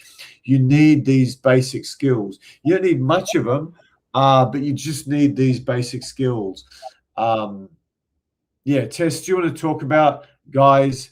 I mean, the second you know you can affect a guy's self-esteem by pulling back a bit, what does that do to your opinion of him as a protector and a man? It's like he just turns into this Valeria, Russian female coach. She says, yes, he's puppy dog. He puppy dog. Yes, another puppy dog. Very rich puppy dog. Buy me nice handbag, but very much puppy dog. So Val divides all men into that is proper man, impress Russian girl versus puppy dog. She'll date some of the puppy dogs, but they're going to spend a lot of money on handbags and shoes and first-class airfares and 5- and 6-star hotels. And then they can be puppy dog with big Amex card. Tess? Yeah, no, absolutely. I think, yeah, it's such a turn off. Honestly, it's like, how is this guy gonna react when shit hits the fan, or you know, when things don't go to plan, and or I don't know, like, yeah, if a guy, yeah, if he's that weak and fragile, it's really difficult for women to stay sexually attracted, I think, because it means that in the relationship she's going to have to assume some degree, or maybe potentially a large degree, of the masculine role, which becomes really unsexy for us, because oftentimes what that then feels like is we're in a relationship with like our child, let's say. So when we feel like we're your mum, it's really not sexy, and the sexual attraction, it dies. So yeah, guys, it's really important that yeah, you don't let this damage your self-worth. Like when she pulls away a little bit, you have to like be strong. You can't just fall to pieces. Yeah, I don't know if it's adding much to it, but for any of you who watch basketball or I mean Australian football, lots of sports or boxing, when Michael Jordan with his big hand, he's about to drive and he goes like this, and he moves the ball around like that, then he holds it behind his back, then he moves that way, then he moves that way. Or Muhammad Ali or Tyson do their head fakes. That's what a woman pulling away is doing. She's just sending you signals just to push you off on the wrong foot to see what will happen. So yeah, you've got to understand. And guys get shitty with me. Oh, but it's equal opportunity and it's feminism. Why can't women ask men out? Why is it up to men to do the whole time? You've got to understand that you're a man. Pretty much every mammal on the planet, the man, many of them fight to the death or risk death just to mate with a girl on heat. And as Asian men and white men, we're scared of walking up to a girl and she goes, oh, hey, thanks for coming up, but I'm just having a girls' night with some friends from work. Could you possibly leave us alone? You guys are going off to your therapist or some forum to whine about women only wanting rich guys or something. So yeah, you've got to be a man and you can't let one woman affect your self-worth. If she's got your children, okay, that's a different story. But other than that, you just got to be a man and go out in the world and get what you want, because that's what women want more than anything else: a go-getter, an action taker, a really strong man. You can be ugly as sin, as long as you are a man. And ask any Russian girl whose grandma went through Stalin, Lenin, gulags about what they want. Do they want a good-looking guy or do they want a man? And every single one of them I've ever met wants a man. Cool. We're going to give them the answer in detail soon. Might just do a few more questions. Tess, can you do the questions? Landon says, how do I know if she's genuinely losing interest or just testing me? Whoa, that's yeah, the Jordan Canada guy was pretty good, but that's really good. That shit is hard, man. That's a social coach woman's test question. The truth is you won't. The vast majority of you watching on YouTube Live, you just won't. In some cases, the girl won't know. She's, just had a bad 2 days, or, I mean, I'm trying to educate you guys about, like, Tess is a master at this. There's a whole bunch of background knowledge about female psychology that when people talk about Donald Trump's pathetic little small hands, I'm much more pathetic than Trump. These hands have 3 degrees. They used to be quite good at basketball. You can see why I didn't do too well at boxing. Anyway, I've got hand envy and shame. So yeah, there's a whole bunch of background information about women that when you know it and when you understand it, all the touch, eye contact, body language, elite level conversation skills, reading signals, they just slot into place and you suddenly wake up and there's 2 models in your bed. I'm not exaggerating that much. That's what happened to me. How do I know if she's generally losing interest or just testing me? You possibly won't, but one of the background knowledge about female psychology is that, Tess, I don't know if you know, when a woman is ovulating, when she's able to reproduce, she will be much more attracted to guys with very high testosterone, big, strong cheekbones, big, strong jaws, thick beards, and then other parts of her cycle, for some reason, she's more attracted. I could be getting it slightly out, but for some reason, she's more attracted to more of a beta male provider type guy. So women are just swinging around. And if you're one of these cage fighting, alpha male motherfuckers, and you're dating a girl and she's at the time of a month where she wishes she had more of a provider, beta male, nice guy, she might pull away from you. It's like, I don't want to be some fucking gorilla monster dude. I want a guy who's going to be there for me. And then when you're the nice guy provider beta male, and she's at that time of the month where she wants to be thrown on the bed and just basically roughly taken by this like big dude, cage fighter, rugby player dude, then yeah, she might lose interest in you. So that's why I'm guilty of this too. If you try to predict women's behavior across a sample set of hundreds or thousands, I can predict it with a lot of accuracy. But if you just try to predict one woman's behavior on one particular day, I mean, you're just throwing darts at a board, man. With your eyes closed, you got no freaking clue what's going on half the time. There's underlying principles you can use. But yeah, she could just be a different part in her period. She's not as attracted to you as she was in a different part of her period. Or maybe she had a bad day at work. So there's so much going on here. So that's a very good question, Landon. That's a very good question. Thank you very much for that. So most of the time you don't. So apply what we call the 48-hour rule, and we'll give you a bit more tips after that. I might need to give examples of women's tests, and then you might need to talk a bit about how, if you do get needy, how that makes you feel as a woman, to really give guys the answer as best we can deliver. Next question, please, Tess. Yeah, sure. There's a question from Jordan. Jordan from Canada, welcome. I really enjoy flirting. May you discuss some ways to flirt innocently with someone you are friends with, and secondly, effective ways to flirt with strangers? Okay. I personally find flirting like you see in a movie, that can work really well. Russell Brand, who I talk about a lot, is an expert at it. Other people are an expert at it. I find when coaching guys who are starting from whatever base, some guys can learn flirting. A lot of guys, particularly really intelligent, analytical guys, really struggle to learn flirting, and it can work sometimes. And it can not. Jordan just says, sorry if that's off topic. No, never. It's a great question. I really enjoy flirting. So it's not one of the foremost things we teach. We teach building attraction, of which flirting is a technique.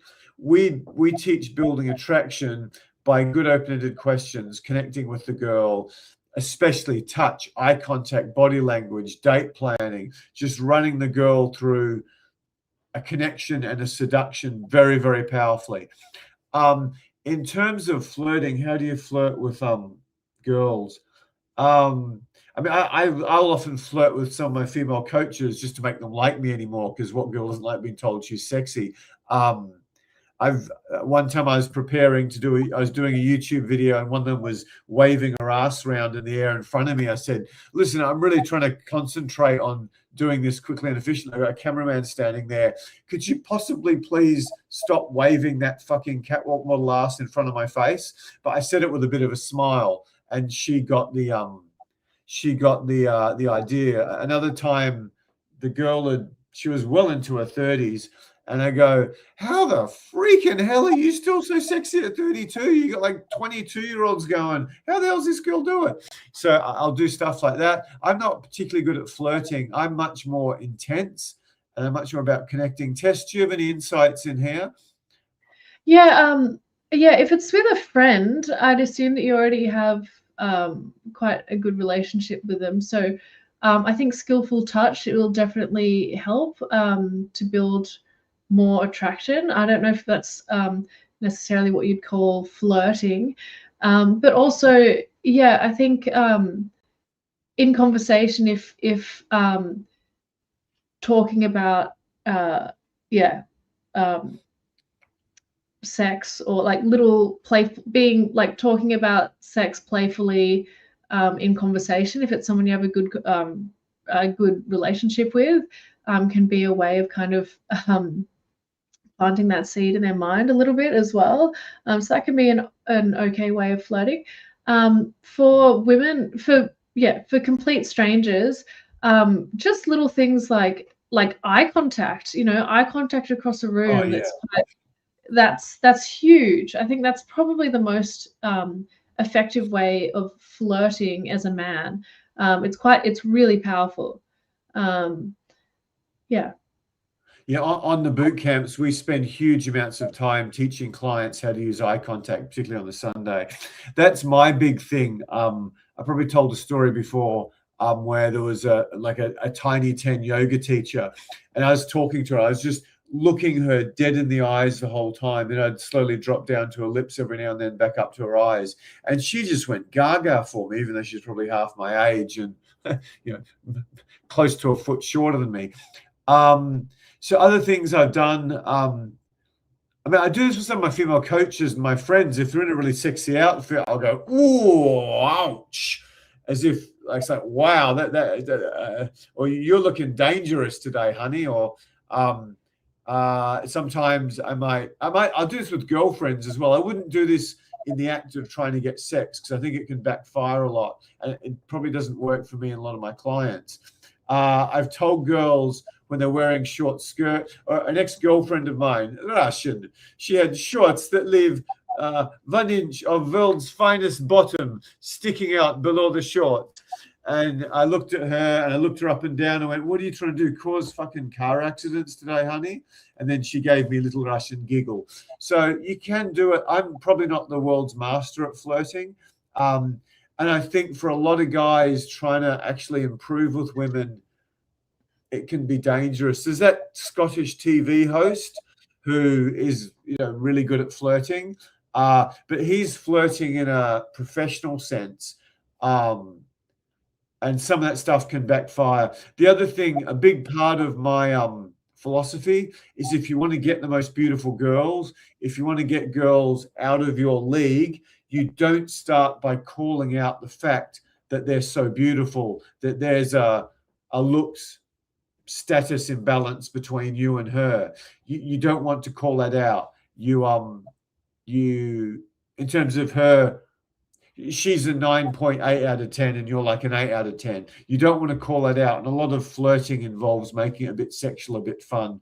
It's an effective strategy. I agree completely, but it can also backfire.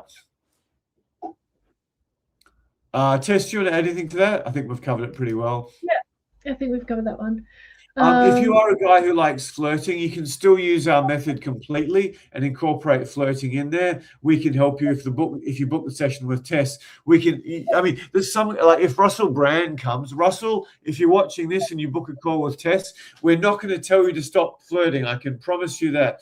We take who you are and mold you into the most attractive version of yourself. We're not. If you're really good at something, we're not going to take it away. But yeah, for most of our clients, trying to flirt too much can be a mistake. We might move on to the next question. Yes. Just 1 second. Sorry, I've lost my. Where's Babbling Bubby? We've got one of these troll people. They amuse me. What's he saying? Is this one of those "don't call me chicks"? Don't call me a chick. Like I'm not that sensitive. I don't really get offended too easily about silly stuff like that. No. Chris, you want to take back control of? Sure. Yeah. Welcome, Babbling Booby. Thanks for saying hi. I've just lost where we are. Oh, here we go. Landon had a good one. Landon says, "Why do I often start overthinking and spiraling when a woman pulls away? When they pull away, I can't help but think they're out with someone else enjoying his deep inside her." Any tips? To be honest, this is what a lot of guys do. And please don't take this the wrong way. I'm trying to help as many people as I can. So often, the number one thing women are testing for is how needy and how insecure you are. So they do this intentionally so that you start thinking that, so that they know, oh, well, this guy is not long-term material.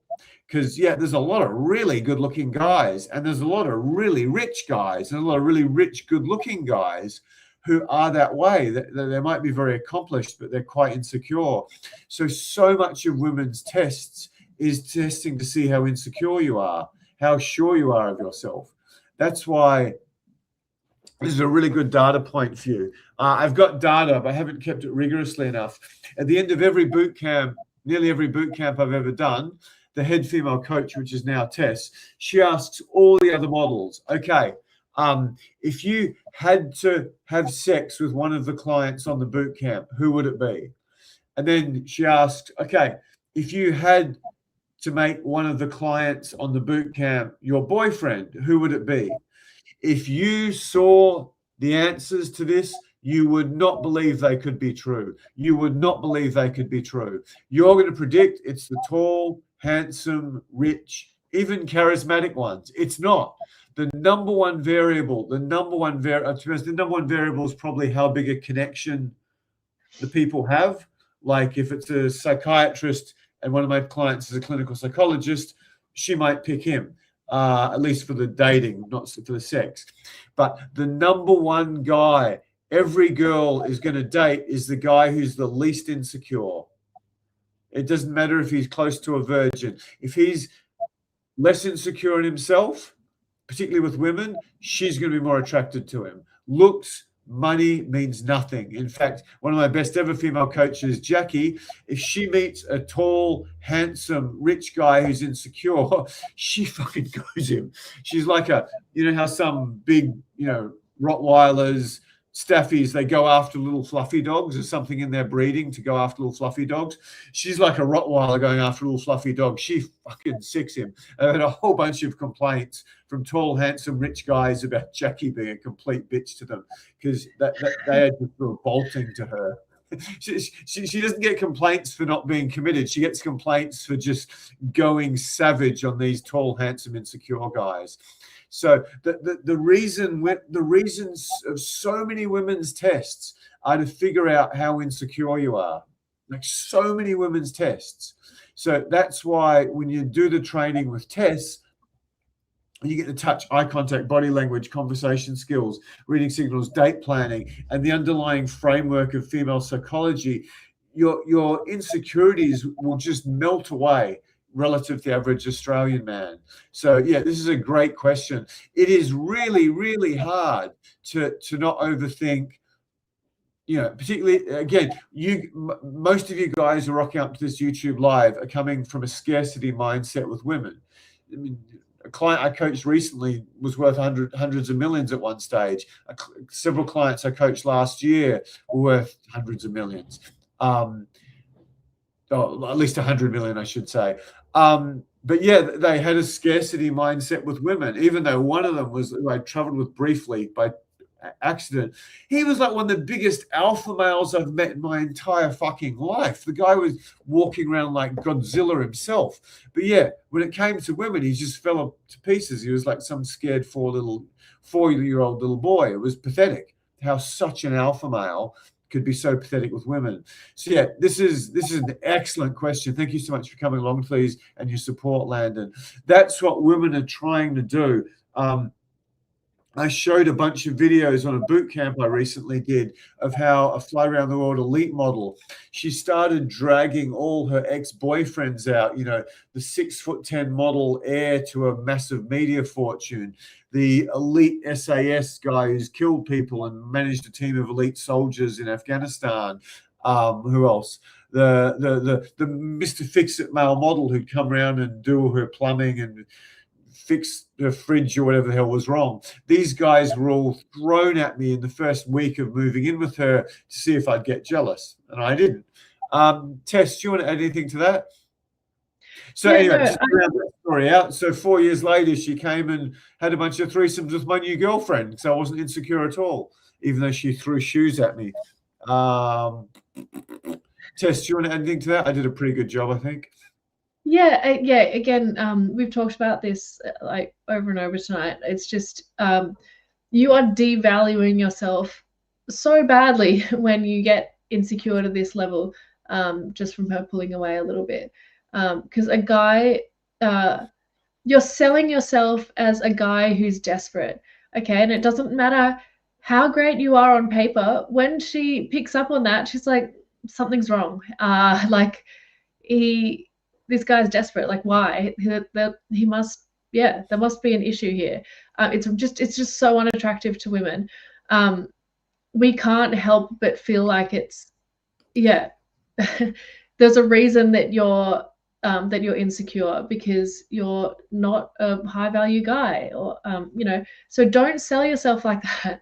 You need to be able to build your confidence, and that really comes from a foundation of the skills. Thanks, guys. I might just round this point out. I was bullied savagely at home when I was a kid. I'm adopted. I won't go into how horrible that was. I was painfully skinny. My nicknames were Snap and Worms, because it didn't matter how much I ate. I never put any weight on. And I was quite good at sport, but whenever I did anything in sport and ran too fast, people thought I was going to snap. So I got bullied. And if you get bullied at home, you get the sort of hunched over, try to hide from the world body language, and the bullies at school know that you're easy to bully. So I got bullied savagely. My early 30s, I did some boxing training. Now, I was really good on a bag, but I was terrible in the ring. But I was taught how to throw a punch that could really fuck someone up. It probably really fuck my little hand up, but it could really fuck up someone's face if I punched them. So my confidence as a man and my confidence with women just went all out of control. I can't fight. If someone got in a street fight with me, I had any training, I'd get obliterated.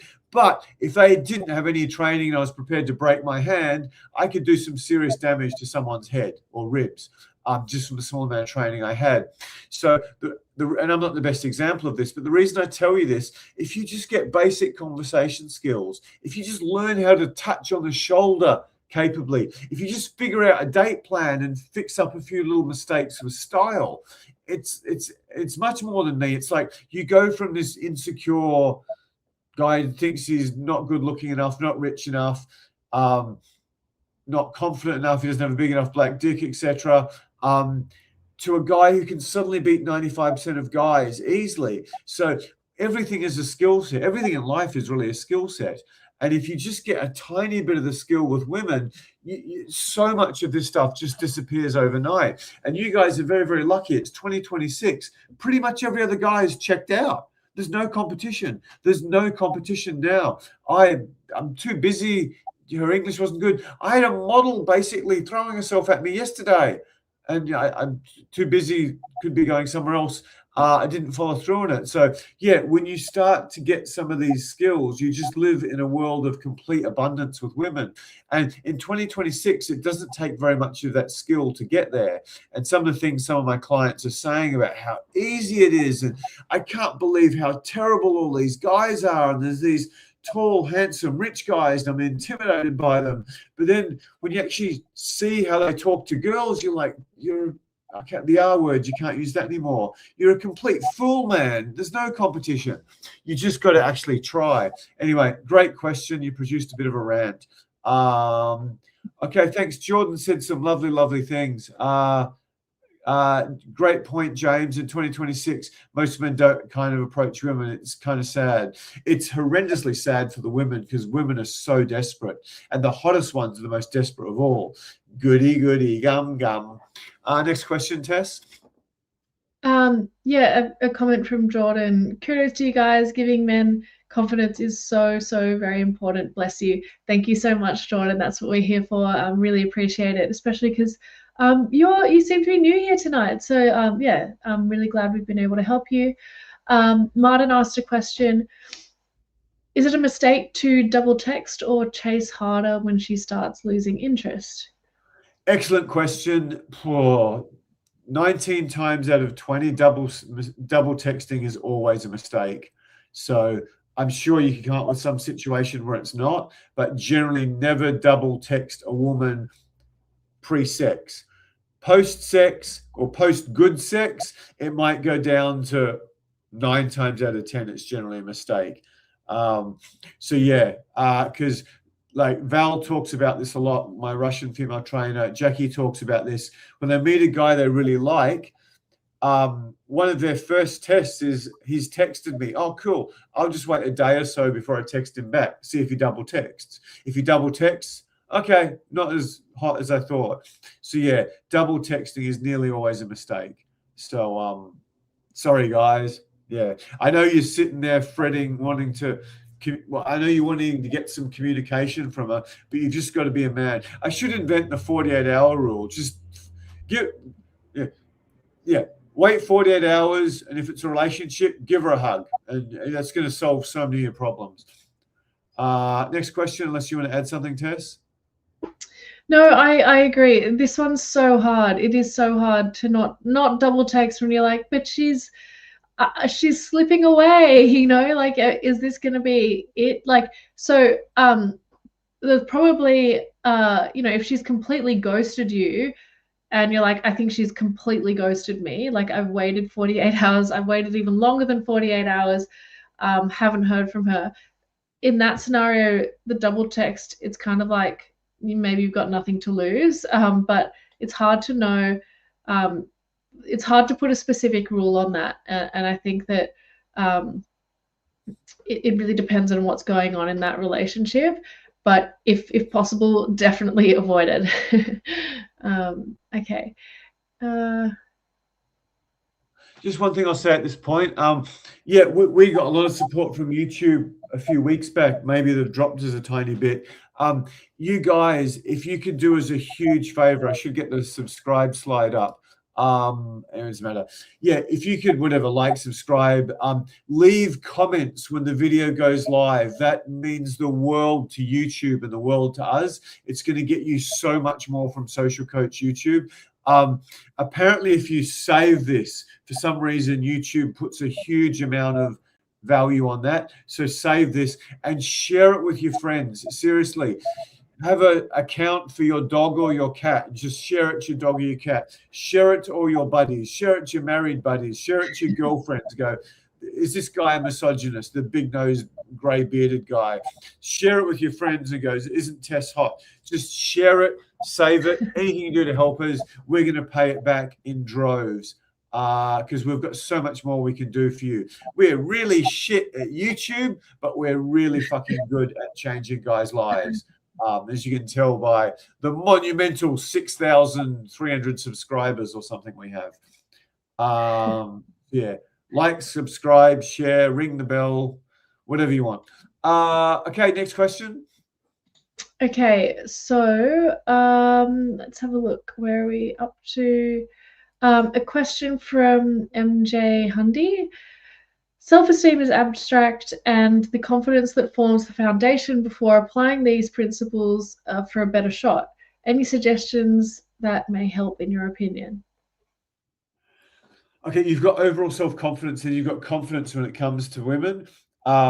As I said, what we keep saying, it's like you've got the overwhelming sort of connection or umbrella or thing that holds it together of a basic understanding of female psychology, particularly hot girl psychology around dating. That's the glue. And then you've got all the things you got to glue together: touch, eye contact, body language, elite level conversation skills, reading signals, date planning, blah, blah, blah, blah, blah, confidence in the bedroom, and a whole bunch of other things that are a bit more advanced. So that's where self-esteem comes from. It comes from applying those tools and getting results with those tools. And then, you know, you're hopeless. You start getting numbers and dates, but you can't get sex. But then you got that sticking point. And you start to get sex, but you're not getting sex with the girls you really want. You're just getting sex with the average ones. You go, okay, so now I'm going to start having sex with the girls I really want. Then you start to have sex with the girls you really want. But then a few weeks in, they dump you because I don't really understand female psychology and the games they're playing off. So then you got to fix that one up. And then you meet a girl you're crazy about, who you dated for 3-4 months. Then she dumps your ass, and you are so fucking heartbroken. You're much more sad and depressed than you were when you were just jerking off to porn. Then you got to somehow pick yourself up again. But the good news is you got all these new skills. You pick yourself up again. And then suddenly you fire way, way above where you ever did before. I thought I was a legend with women. Then I had 2 girlfriends at once, sometimes an ex-girlfriend, a new girlfriend. I had this whole new group of skills that were much more advanced to learn. So yeah, it's just learn the skills. If your kid's getting bullied at school, do you take him to a clinical psychologist, or do you take him to an MMA coach? If you take him to a clinical psychologist, fucking turn off my YouTube live now and go watch someone else, because I'm not for you. You take them to an MMA coach. You go to the core problem that you have. And the core problem, the vast majority of men in the Western world, and me with bells on till 31, 32, was you don't have the right skill set. If you're getting bullied, learn MMA and Muay Thai and Jiu-Jitsu and wrestling and that sort of thing. Yeah, but like as I talked about earlier, I had a guy who founded a very famous Australian company. He was about as big an alpha male as you could ever realistically meet, except when it came to women. He was a pathetic little sniveling boy. Dude, women are going to fucking kill for you. It doesn't matter what you look like. You're just the ultimate alpha male. But whenever it came to women, he wasn't the ultimate alpha male. Like, I meet guys, like sometimes guys who are semi-famous, particularly in business, and they're talking to me. It's like the guy's, you know, he's articulate and he's confident. He's sure of every word he comes out his mouth. And he does his first date on Zoom or on a boot camp with Tess. He's like, "Hey, how you doing? I'm Sebastian. What's your name?" Then their voice goes up and their body language freaks up. You've just got to be confident in the area of women, and most guys just are not. And trying to project fake confidence is probably worse than having no confidence. Anyway, let's move right along. MJ Hundy says, haha, damn right, the MMA coach. Okay.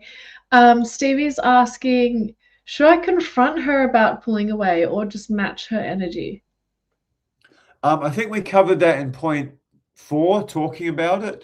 I would say definitely not. Match her energy and just, you know, go do your own shit and give her 48 hours at least. Tess, do you want to add anything to that?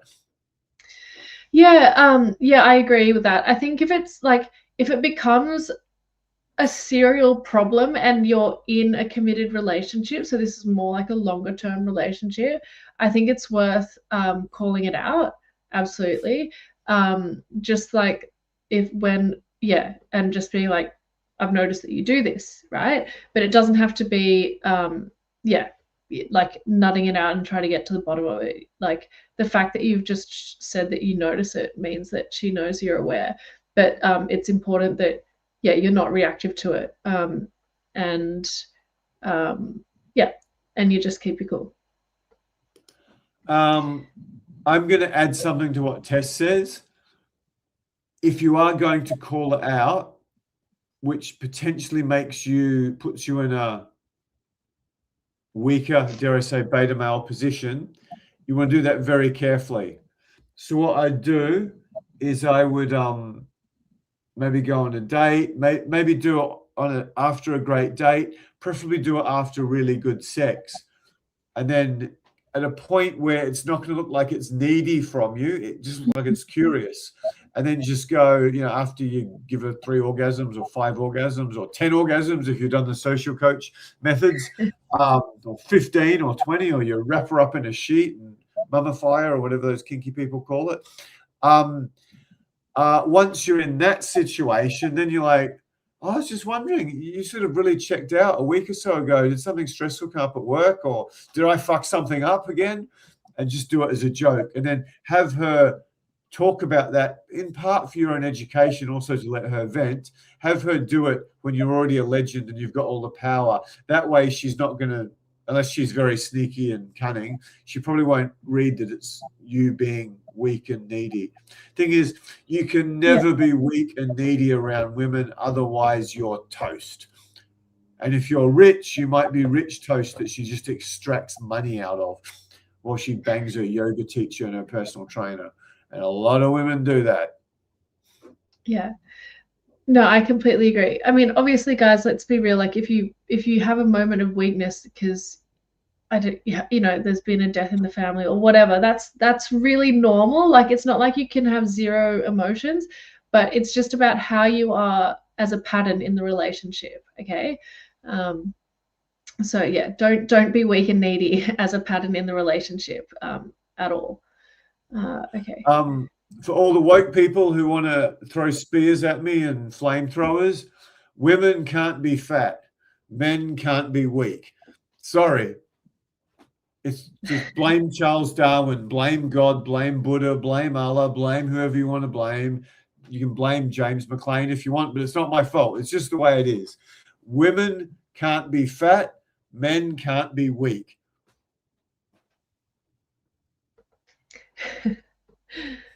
I'm probably going to have clients just, haven't you got some method that can make me good with women if I'm weak? Yeah, I do actually. I do.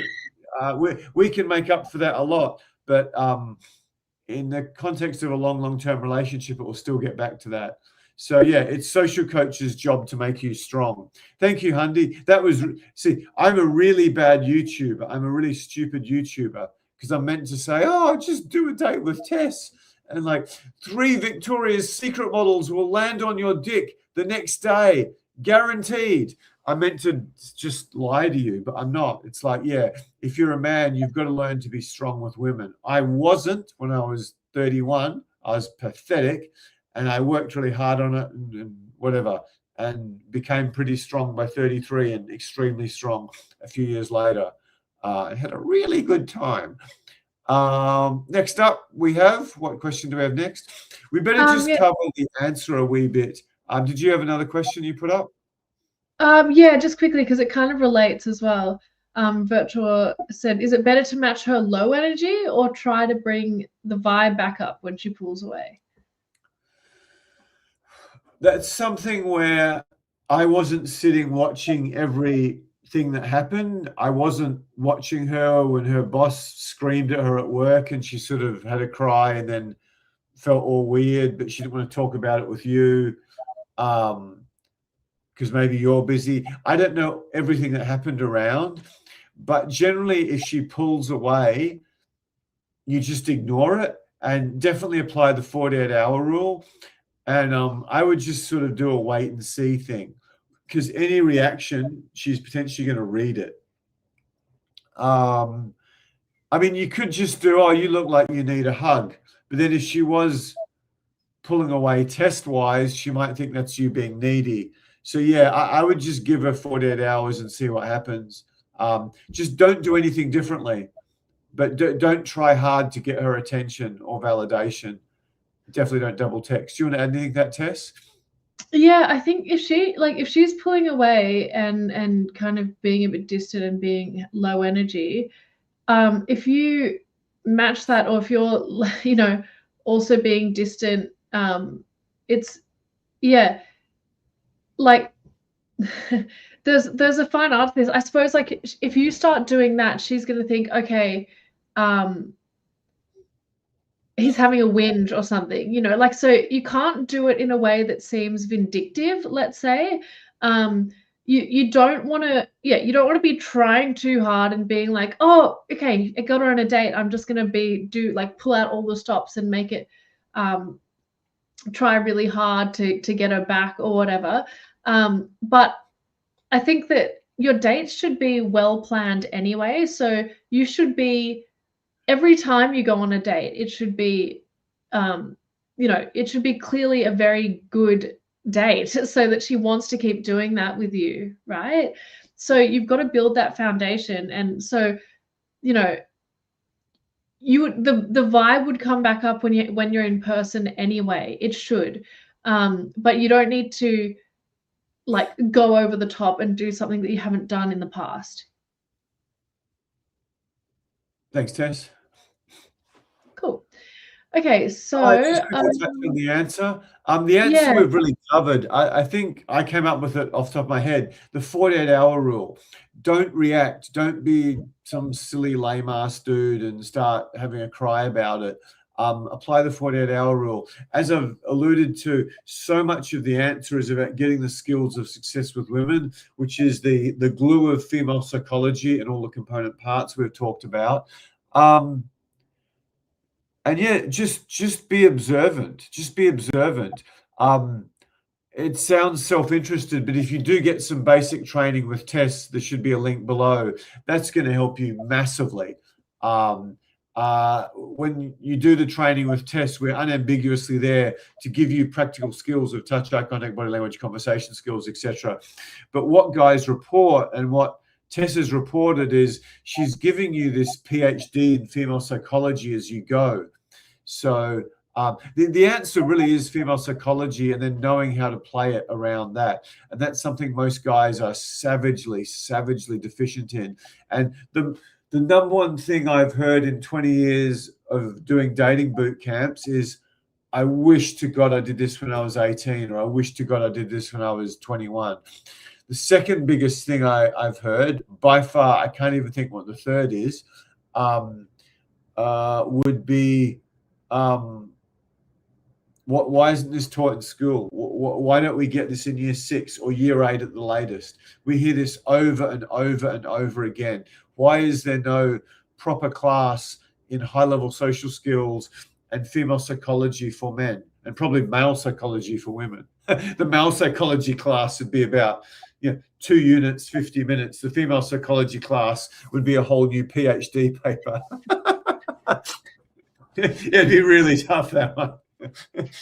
You need an IQ. You need like an IQ of 185 to get in. Whatever. You need like 97% in your leaving to get into medicine. You need like 99.8% in your leaving to get into the female psychology program, because that's like Freud and Nietzsche and Newton. Michelangelo, those pricks couldn't figure it out. So what hope has the average guy done? Having said that, Leo Tolstoy, the guy who wrote War and Peace, and Dostoevsky and Shakespeare, they did not too bad a job. So yeah, that's the answer. Tess, do you want to add anything about the answer? Oh, the other part of the answer is, there's 4 billion other women in the world. There's 4 billion. There's all these super feminine Asian women. There's all these super sexy Latina women. There's all these Europeans, and especially Eastern Europeans, who are very feminine, high IQ, high cheekbones. Unless she's got your control of your kids, or to a less extent your money, it really doesn't matter if things go pear-shaped with a girl. Just get another one. Just get another one. Just get another one. And I'm not a very good salesman here, but you're going to kiss a few frogs before you find someone you want to spend years with. And the biggest mistake some of you guys make is, you find a girl and you think you want to spend years with her. You do, but it's a wrong girl. And then, half your money goes, and, she goes all toxic on you and potentially steals your kids and everything off you. Tess, do you want to add anything to the answer? Yeah, absolutely. I'll just explain, from a female psychology perspective, when you make any of these mistakes, the message you're sending to the woman is, I'm desperate, I'm insecure, I have low self-confidence, I don't have a lot of experience with women, and I'm pathetic, basically. And I'm crap in bed. Exactly. So just think about that. If you can allow her to have a little bit of space, and she's like, oh wow, he's not chasing me, he's completely secure, he's really cool, he's not like trying to nut out every little thing. He's just cool, confident, calm, and grounded. And she thinks, wow, this guy's really attractive. And I can't be just pulling this shit. I can't be doing that in order to get validation, because he doesn't buy it. And she's going to stop doing it. So this is just about selling yourself as a high value man.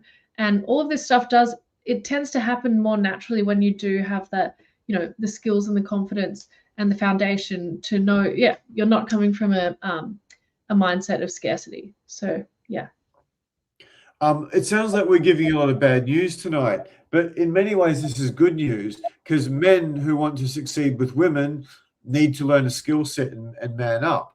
Women, when they want to succeed with men, there is a skill set that will help them, but for the most part, they're going to completely come back in a new body. They're going to lose masses of weight. They've got to do this incredibly dangerous surgery that often completely backfires. A friend of mine who was gorgeous in her 20s looks like a fucking Fruit Loop now. And there's a lot of women like this. So we are lucky. We are in control of our attractiveness and our success with women. tall, rich, and handsome helps, but if you're tall, rich, and handsome and pathetic with women, it's just going to hurt you. So, yeah, there is a bit you've got to do to have a happy relationship with a woman and find a woman with a happy relationship with. But if you do it, you can forget about, I'm too short, I'm too old. Well, why would a girl want a guy with grey hair? I don't have the biggest penis. I don't have many muscles.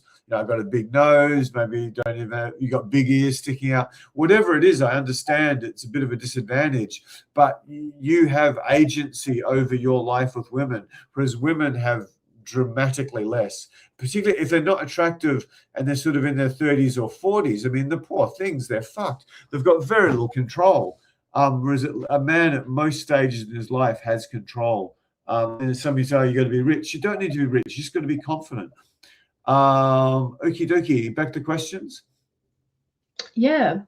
Okay, so question from MJ Hundy. I'm about to turn 42. I don't feel it. I'm confident, but still jaded from my marriage failing. Based on this, could I appeal to a woman in her 20s or 30s if I put these principles to work? I had a 22-year-old not that long ago. It was a little while back, but not more than a year. And yeah, age doesn't matter. Find me a woman who's going to say no to Brad Pitt.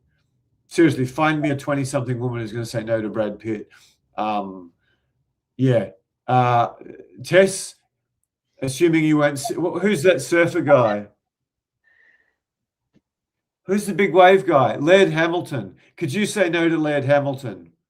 I think that's a no. That's definitely a no. When she has her eyes closed for more than 3 seconds, that's a no. Yeah, just no, it's not happening. Yeah, if you know what you're doing, you age like fine wine. I mean, seriously, find me a woman who's going to say no to Brad Pitt. I mean, Sean Connery was still one of the sexiest men in the world when he had his fucking bowel cancer bag and he was shitting into a bag in hospital with his breath. I'm exaggerating slightly, but he probably was. One of the great women in my life was a fly around the world model. I can't remember. David Bowie, the musician, died at 71 or something. I go, would you have fucked him when he was 70? She'd go, yeah. I go, but he was all gross and he had pancreatic cancer or something. I don't know what he had.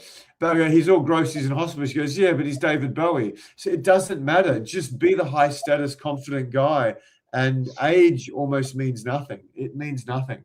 I thought all this grey, and there's a bit on the side that my clever hairdresser hides.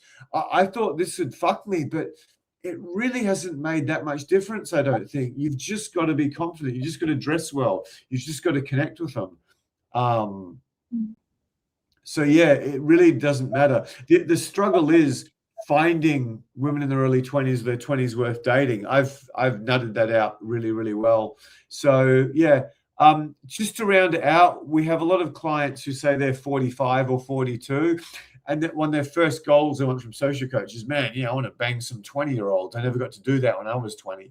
So they want to make up for lost time. And they do that. But then not all of them, but many of them, they get to bang a bunch of 20-year-olds, just like Asian guys want to bang white girls. But then the girl they end up in a relationship with, say they're 42, she might be 31 or 28 or something. So yeah, you definitely can do it if you put these principles to work. The only thing I will say is there will be a percentage of girls who, I call them bogans or rednecks or very unsophisticated women who just aren't really interested in that. But the best ones nearly always are. Next question. Yeah. Tess, sorry, you could answer that better than me. What was your story about when you left high school? 2 or 3 of your friends immediately started dating guys in their 40s. What was that again? Yeah, I did have a couple of friends who started dating guys in their 40s. This was around the age of 20. Yeah. So there are some women who will not be open to that bigger age gap at all, but there are plenty who are. And if you're 42, I would say that women in their 30s, that's that's fine. That's like women wouldn't even consider that to be like a different stage of life, right? 20s, maybe a little bit more of a different stage of life, but still there'll be a lot of women who are open to it. And especially if you are putting these principles to work, if you have skill with women, like you will be a hot 42-year-old. And yes, like I've trained a lot of guys who they, you know, they go out to try and practice these skills, and women who they're like, I think she's way too young for me, are giving them so much attention and like trying to get their number. And you know, they're just like, wow, I would have never expected that. And women are like throwing themselves at them. So yeah, it does work. Good stuff. Next question. Okay, so okay, I'm not sure. Did we answer this question already? Maybe a similar one from Subi. How do I protect myself from getting too emotionally invested too quickly? That's a great question. It is hard because I talk now.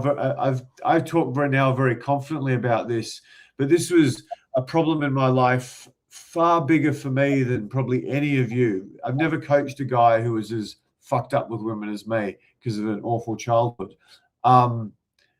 So yeah, it is hard. It's really just about learning skills, and the 48-hour rule can certainly help, but it's really just about skills and not coming from a place of neediness with women, which is, it's like, yeah, if you're living in a shitty, horrible, crime-ridden suburb, you're terrified of losing your job any day, as you know, a lot of Americans unfortunately do, and some Australians, you're living paycheck to paycheck, and the slightest thing, you know, you fall over and break your leg or even fracture something, and the bill could just wipe you out. It's hard to be sort of, you know, not too money conscious when you're in that situation. But the problem is, until you can not be emotionally needy, you can't get any returns, if that makes sense. I mean, me in finance, I had a nice analyst job, and I was not comfortable at all with what they were getting me to study and then eventually getting me to sell. And I basically refused to sell this stuff. And then I was unemployed, and I took a huge risk, and which no one wants to do. I had to look for another job when I was unemployed, which wasn't a nice experience because I didn't have much money at all, and my parents aren't rich or anything. But that was the best thing I ever did. So I got a killer sales job, which set me up to travel for nearly all my 30s. So yeah, sometimes you just got to take risks, and yeah, just get training, get the skills is the number one step.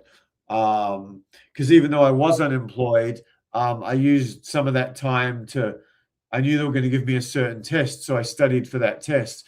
And I read some books on like self-help and selling, and reread How to Influence Influence People. So I used that time to sort of set me up to get the opportunity that sent me berserk. And I also called some friends who could help me. So yeah, you've just got to arm yourself to succeed in life. And with women, that's touch, eye contact, body language, conversation skills, date planning. Some great questions tonight, guys. Thank you. Do you want to add anything, Tess? Yeah, again, guys, I think we spoke about this one earlier, but it's the abundance mindset. You want to avoid that scarcity mindset. How do you do that? Get the skills with women. Okay. Interesting question from Luke. I've had girls slow to respond, even play the 48-hour rule, which causes me to just move on to the next girl. What to do when they come crawling back? Great question, Luke. I think you're one of our regulars a while back. Can you just answer yes? It's the picture. We get a lot of Lukes. Yeah, I'll just tell you. I'll sum it up. There's been quite a few instances when I was a little less sophisticated with women, where I was really confident, but I didn't really understand the psychology and sort of pull it all together, particularly women's tests, where I met girls and they screwed me around a bit. And I just said, oh, fuck this, I can't be bothered. So I just gave up and went and chased another girl. And then in many cases, those girls just came after me with an elastic band, like attacked me, like, I want to get this guy. And there was many instances, particularly when I was traveling, where I tried really hard to get one girl, And then in some cases, I got her back to my bed and tried my guts off, but I couldn't get her out those damn panties. And I tried for hours, but she just wasn't giving up without me crossing that line you never cross. So I said, I assumed she didn't want me, not that it was a woman's test, that where she really liked me. She wanted me to think that she was a slut. She wanted to see how much of a man I was and how keen I was. So there were times where girls, I liked them, we went on a date, and then it was too hard to get them on another date, or actually got the girl back to bed or something, and then I couldn't break through. I said, okay, I'm just going to get another girl, which might be what you're doing, Luke. And then in many cases, they did come crawling back. How do you respond when they come crawling back? I would just invite them on a very tight date plan that leads to your bedroom and close the deal. That would be the way I'd do it. But yeah, what it suggests is there's a slight deficit in your understanding of female psychology. I understand you, from what I can pick up, you've been very successful previously with women. But yeah, I was, I suppose by most guys' standards, extremely successful, but I didn't quite understand the whole game. So yeah, you've got to understand when a girl's slow to respond, particularly if you're a very high status or a very confident guy, they will be, because they might be picturing you as their next boyfriend, so don't want you to think they're a slut.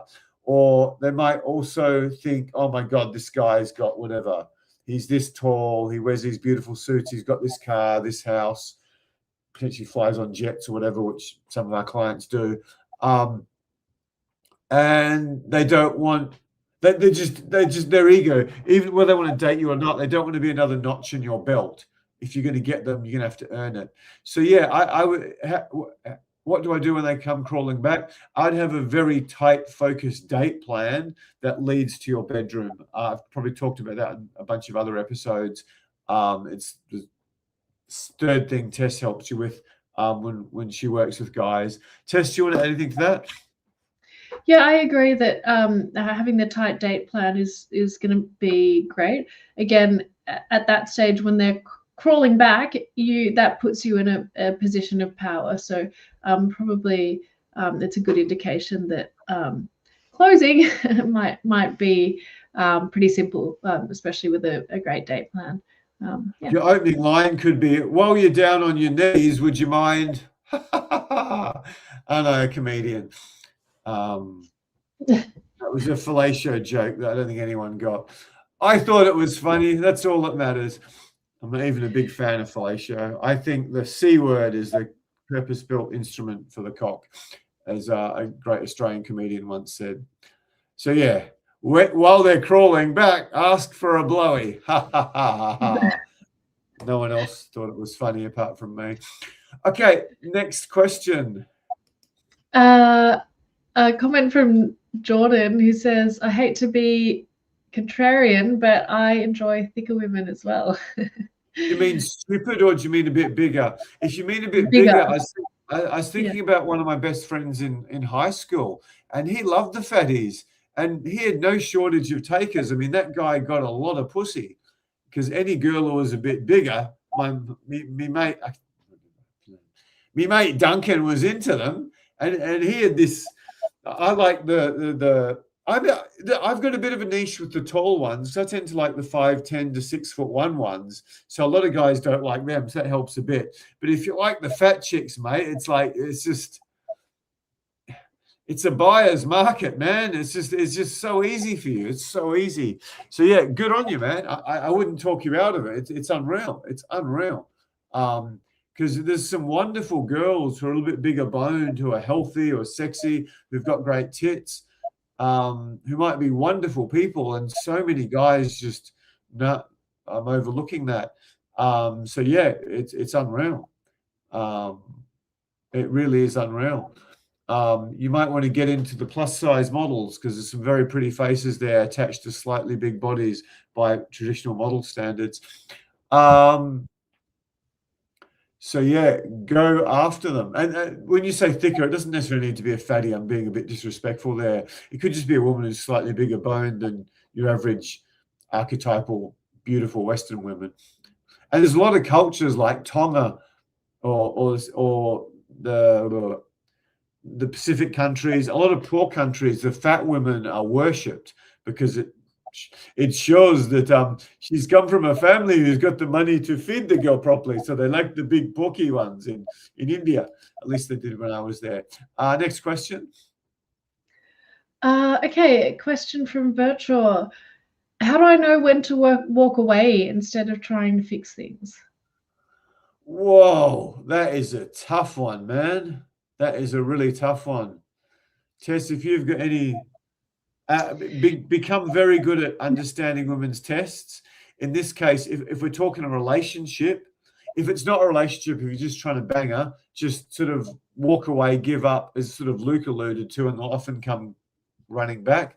If it's a relationship with you where you really care about her, you might need to do one of those deep and meaningful things. Which that's part of, if you want to deal with women, you just got to have that. Any pearls of wisdom for him? Yeah, I think, okay, so if women are constantly pulling away as a test and she keeps doing it, that might not be like a character test to see how you're handling it. It might actually be like more like a validation test, which comes from her own insecurity, which means that you probably, if you really care about her, would have to address that in order to fix the problem.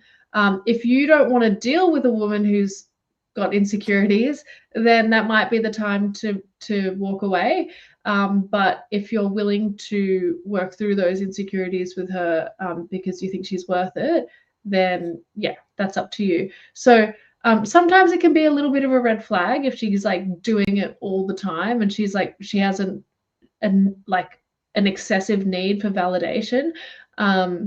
So yeah, it's up to you whether or not you want to deal with that or try to diffuse it, fix it, whatever. Yeah, it's just case by case, and it's about how you feel about the woman. I just want to.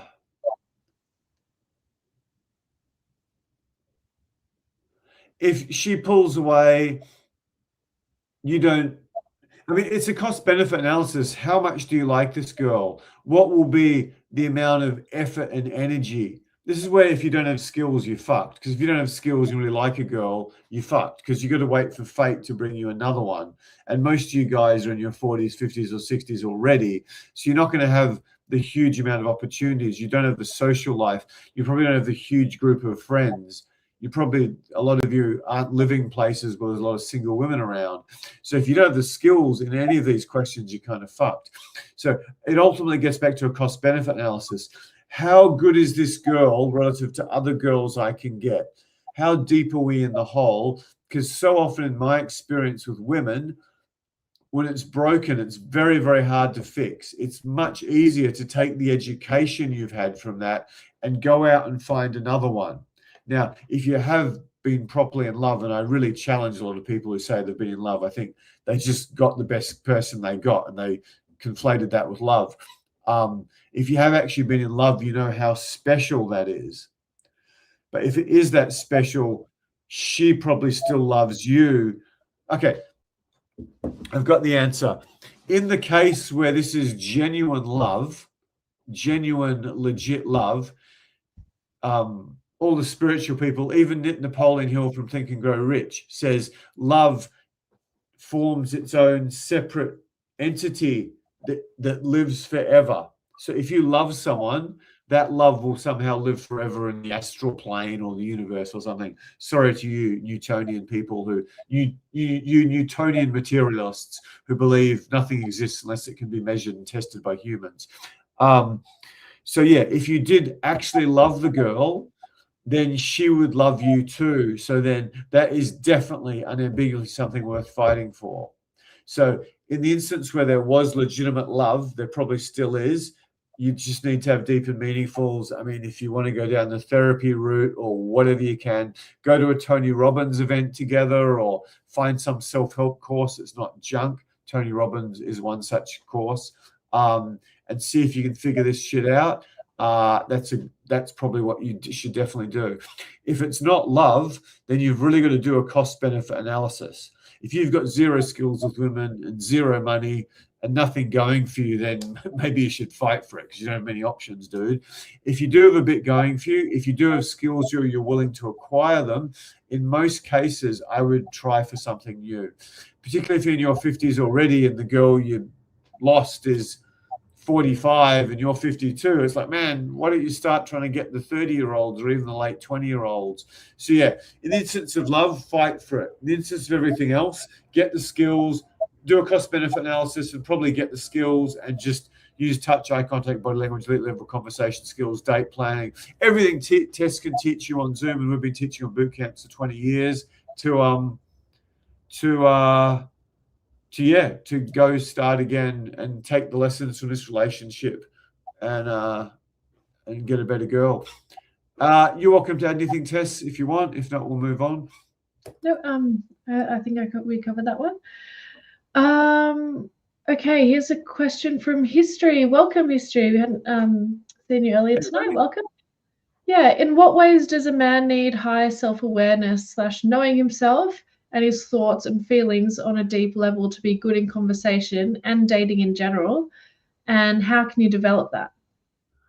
Woohoo! That is a ripper skill. Okay. Good conversation is a learnable skill set. A guy who's insecure, a guy with poor self-awareness can learn that skill set and get very good at conversation, certainly relative to the average guy. Just like a guy who eats shit all day and doesn't exercise much can find a really good MMA coach or a boxing and jiu-jitsu and Muay Thai coach, and he can beat the crap out of most people. Does that make sense? So you don't need to be a superb athlete with fast twitch muscle fibers if you get a really good MMA coach and actually do what he says to beat the shit out of most people. Equally, you don't need to be a man who knows himself and has very high self-awareness to become very good at conversation. You've just got to find a coach who can teach you the skills and give you some practice to get really good at conversation and dating in general. But if you do have high self-awareness and you know yourself, you're going to put one big motherfucker turbocharger onto those conversation skills. So how do you develop that? I mean, you book a date with Tess, or you just binge YouTube lives, particularly anything to do with conversations, questions to ask women, blah, blah, blah. If you, I don't know, in New York, it's very expensive. In Sydney, it's pretty expensive. In London, it's very expensive. I don't know. If you earn more than 100 grand or 120 grand a year in those cities, definitely book a date with Tess. I mean, that might be more than 65 or 70 grand in Ohio or something. So if you're consider yourself poor or really struggling for money, you can still book a date with Tess. They're not that expensive. But yeah, binge the YouTube lives. If you've got some level of money and you're paid okay and you're not struggling to put food on the table, then book a date with Tess. So that's a great question. And that's the answer. Tess, do you want to add anything? There's no doubt a guy who's very secure in himself and very self-aware is going to be way more sexy than a guy who's not. But at the end of the day, just like a guy who's a really good athlete and is very healthy and has got high fitness is going to become a much better fighter with the same coach than a guy who's not. At the end of the day, it's having the actual skills of the task you're trying to perfect that's going to determine your success. But that's going to turbocharge it. Tess, I think my answer was long-winded, but very good. Do you want to add some stuff? I was going to say, I think you answered that question perfectly, and I completely agree. Yeah, absolutely. Not necessary, but the guys who I work with, who I can tell, okay, this guy, yeah, he knows himself, he's got good self-awareness. They're the ones who tend to improve really, really quickly. It's definitely going to be beneficial to you, not absolutely necessary. This is a YouTube live. It's not like a 10-minute YouTube video. So I talk in more detail about certain things, which I think represents incredible value to you guys. When I suppose was successful in finance, I eventually walked away from that career, really because my life with women was an absolute train wreck. And because My life with women was an absolute train wreck. My life was an absolute train wreck because I was very successful by almost anyone's metrics, not Michael Jordan or Elon Musk or something. But I was all alone on weekends. And my friends were in a situation where their wives or their girlfriends, some of whom tried to help me, realized this guy's a basket case. He is long-term unemployable, long-term undateable. So what they did was they pulled their friends away from me, possibly quite manipulatively. So I was incredibly successful, but all alone in my little lakeside, beautiful 2-bedroom apartment. So I went searching for mentors. And some of the best mentors I found were needy, insecure guys who had big holes in themselves. And the way they filled those holes in themselves was by getting around guys and devoting huge amounts of time and energy to filling holes in girls. And you know which holes I'm talking about. There's 3 of them. So in order to make up for their considerable insecurity, they just tried to fuck as many girls as humanly possible. And because they devoted so much energy to this one pursuit, and because they got around a lot of other guys, many of whom were also quite insecure and needy, not all of them, but quite a few of them, and they just like rich people all have rich friends, and guys who are good with women, really good with women, all have guys who are good with women as friends predominantly. I learned a lot of stuff off some really broken dudes who are just insanely good with women. And the best I met, about 18 months after I met him, his life turned to shit. He was homeless, getting beaten up in the streets. He might have slept with 2,000 or 3,000 girls and a string of models and a few celebrities and had like 15 on the go at once. But his life just turned to shit. So yeah, you don't necessarily need help, high self-awareness, but it's going to help massively, particularly in relationships. And yeah, hopefully that was quite valuable to you, because a lot of you guys, became accountants or doctors or lawyers, or you had your own business, or you became a plumber and had your own business, or whatever. You got a trade, who did work to work the mines, or whatever the hell you did, an actuary. And you think, oh, my success and my accolades and my social status is going to make me successful with women. No, it's your social status. The guys who are most successful with women in terms of ease of acquiring new women, most of them are fucking losers. I mean, by the standards of an educated white-collar professional or business owner, they're just losers who hang out in bars, and some of them deal drugs and shit. Anyway, I've probably said enough on this point. Hopefully it helps you understand, hopefully reinforced through a story, that what you want does not come through working harder or getting more things or buying a second investment property or a 10th investment property or getting a new degree or buying a new Beamer.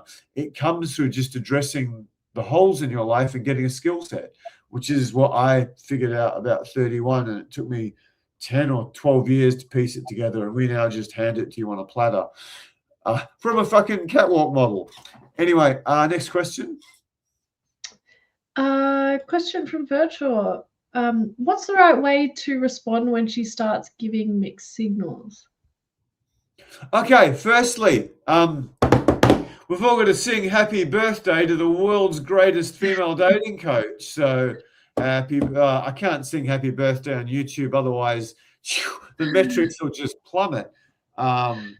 Anyway, happy birthday to you. They're falling off. Happy birthday to you. Happy birthday, dear, wonderful, skillful, awesome Tess. Happy birthday to you. Hip, hip, hooray. Hip, hip, hooray. Hip, hip, hooray. I might have to go in and delete that when I finish. Anyway, everyone say happy birthday to Tess, particularly our clients. She's added so much value to so many people's lives. And if I knew how to do a happy birthday emoji, I would do it, but I probably won't. So if someone could do some happy birthday emojis, and if you could do them when the YouTube live thing goes live, that would be great. So anyway, I've done this on boot camps, Tess, but thank you for your staggering contribution to Social Coach post-COVID. A big part of the contribution we've made to guys and the success we've had is thanks to you. So muchas gracias, merci beaucoup, obrigado, all that shit. Very, very grateful on behalf of the guys whose lives you've changed. So yeah, someone's got the happy birthday things for Tess. Thank you, guys. I really appreciate it. Thank you, James. I appreciate your singing and your kind words as well. I'm not much of a singer. The happy birthday things look like jellyfish with my old man eyes. It's like lots of little jellyfish. Anyway, you got some love hearts as well. So yeah, thank you, guys. Thank you. Really appreciate it. Love working with you guys. It's a pleasure to be here serving you guys on my birthday night. And yeah, I love, I find this really, really rewarding. I love seeing the transformations of the guys I work with one-on-one, and all of the beautiful comments you guys leave here. It's, yeah, it makes it all really worth it. So thanks, guys. I really appreciate you being here as well. If you could do Tess a huge favor and I a huge favor, if some of you guys could copy and paste and leave them when the video goes live, because there's so many guys, particularly in America, who watch her on YouTube, who are so grateful to her, but you know they don't join the live because it's 2 in the morning or something. Okay, we should do the question. What's the right way to respond when she starts giving mixed signals? That gets back to the skills and the skill of actually reading signals, and then female tests and understanding what's behind the mixed signals. Most girls will typically give mixed signals as a female test just to see how you can handle it. To give you a very practical understanding of that, you start dating a girl. This happened with many girls I dated. There's one I talk about a lot, where it was a fly around the world model. I start dating a girl. I move into a house basically on the second date, so I was in her city for a short time, and then a week later she takes me out to some elite model party, but I was one of the shortest people there, believe it or not, and yeah, I'm standing with, you know, a 6'10" guy who's one of her ex-boyfriends, and a 6'8" guy who's one of her close male friends, and all these models who are in their heels were like 6'4" or something. And I was terribly dressed as well because I was traveling. And then, yeah, she proceeds to just flirt with everyone. All the guys, she comes and talks to them, and she goes up and touches them on the chest while she's talking to them. Then sort of looks around to see how I'm reacting. She just wanted to get a reaction out of me. At that stage in my life, I was very promiscuous, and I knew I'm not going to play this game. But she sort of put me in checkmate, because if I started talking to all the models, she goes, oh, he just wants to use me as an entree to all the models. And she'd dump me like a bag of shit. And this girl was actually a very smart girl, a really charismatic girl, as well as being a pretty girl. So yeah, and so some girls make you jealous. So and some girls give you mixed signals. So they'll be really sweet and kind and loving and fuck your brains out and suck you off when you're at dinner in a restaurant one night. Then they'll be all pull away and just be cold and bitchy the next night. It could just be because she's up and down. It could be because she's got some mental problems. It could be because she's on her period. It could be because she's doing women's tests with you. So even at whatever level I'm supposed to be at, I'm not necessarily going to know this for sure. But yeah, if you understand women's tests, you're going to have a much better chance. The 48-hour rule, which I just came up with off the cuff tonight, is probably a good way. Tess, do you have anything you want to add to that? Yeah, I think it's really important to not be reactive or combative. You know, if she starts to pull away, or even starts to test in like a bit of a nasty way or something, don't reciprocate that. Like, you need to keep your cool, and that's why the 48-hour rule is really good, because it shows that you're not going to be reactive straight away, right? You're just going to keep you cool, and oftentimes that will diffuse things in itself. If she's giving mixed signals, like guys, again, women, we can our emotions change, our hormones change all the time. Sometimes we can be a little bit erratic, or we don't even understand why we're acting a certain way for a certain reason. It could be like very much linked with our cycle, etc. So sometimes we just need a little bit of time, and that just resolves itself, or you might start to see a pattern in terms of those things on a monthly basis, and that might give you a little bit more insight. So yeah, it's just keep you cool. Like don't let it phase you, basically. I mean, it's probably not what I'd do now, but I one girl early on, when she became a bitch, I just bought her chocolate. I said, get some fucking oxytocin into you. Not too much. You don't want you getting fat. I literally do that. So yeah, chocolate has oxytocin. So do hugs. Tess's face when I said I don't want you getting fat, she's like, she wasn't that. I used to say that. Maybe that's flirting. You seem to be in a bad mood. Here's some nice organic free trade chocolate with those little cacao nibs in them. Oh, it's so good. And here's some activated almonds to have with it, but don't have too much. I don't want you getting fat. Sorry? I probably would have preferred a hug. I would have definitely preferred a hug than the chocolate and the fat comment. I bet she was in the situation where I didn't know whether a hug would be too needy, or maybe she didn't want the hug. So I went chocolate before hug. That was my level 1 oxytocin supply. Okay. So fair enough. When they hugs can get really well on me. Hugs are definitely the go for me. I'm definitely like a physical touch gal. More so than chocolate. Or chocolate works too, but not with the comment. I didn't. Chocolate works too. How about hugs and chocolate? It's my birthday. Yeah, both. Yeah, let's have both. Yeah. We'll have a chuggy, huggy chocolate slumber party. You've got to have the activated almonds with it and walnuts as well. You'll get your whatever your omega 6s and 3s in the right balance. I tend to teach you call. If you want to look like this when you're 55, part of the motivation is to sleep with a lot of women a lot younger than you. That's what those Illuminati do. I don't go as young as them because that's really gross. But yeah, early 20s, bring them on.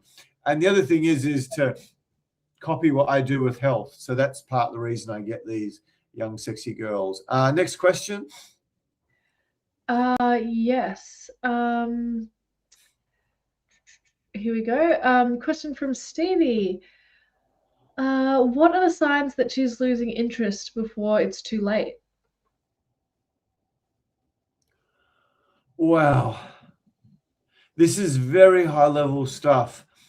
And the problem with girls who've actually lost interest is you may be the last to know. She's probably had a girls' lunch or dinner where they've sat and she might have had multiple brainstorming sessions about the relationship and where it's going, and if you're the long-term guy and whether she should dump you, and her friends have all had their say and given their 2 cents worth, and if they're single they're like dump him. If they've got a guy of their own and you're not too bad, she might be on your side. That's why you've got to be really nice to a friend's girls. And she's probably talked about this with her mum.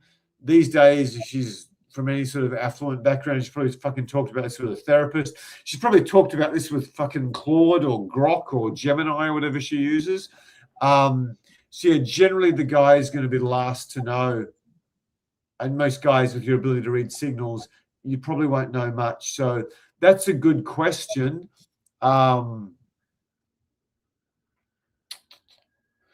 If you've done the boot camp and if you've been coached by social coach, we can help you. If you haven't, you could be a salesman or something and have some ability to read signals. You may not know. And it can be very hard to tell she's pulling away from she's gotten busy, or it's just a long-term relationship and she doesn't want to suck your dick every minute, or she doesn't want to have sex every 3 days. So yeah, there's a natural pulling away that happens in long-term relationships. But where there's love there at the beginning, the love stays. It might not be quite as sparkling and exciting, but that underlying core love and respect stays. But where you don't have the love and respect at the start, then it can go, which is why you got to meet, date, sleep with, and test out a lot of girls before you actually get serious on one. The more skill you've got, the less girls you need to test out. It's what we talked about. Just there's not as much sex. She doesn't want to hang out as much. She doesn't talk to you as much. She doesn't ask as many questions about you. Do you want to add anything to that, Tess? No, I think Yes, that's no, yeah. she's skinny. That's the sign. She's preparing herself for the next man. So when she's Pilatesing and back to eating carrots and lettuce leaves, it's like, oh, you better watch it, Buster. Yeah, she's not losing that weight for you. She's losing that for the next fella. That's an interesting one. Maybe that there's definitely some truth in that. But I think, yeah, what everything James said, but I think this is really important, guys. If you're not picking up on the signs that she's losing interest and if you really care about her, I don't know, like trying to manage that before it's too late. Yeah, I think it's too late when a woman's like, oh, I think I want to break up with him, or is like entertaining that thought. She's basically at that stage, it's quite, yeah, it's pretty late. You know, once that thought's planted in her mind, yeah, it's hard to come back from, especially if she's like dumped you, let's say. It's hard to get her back.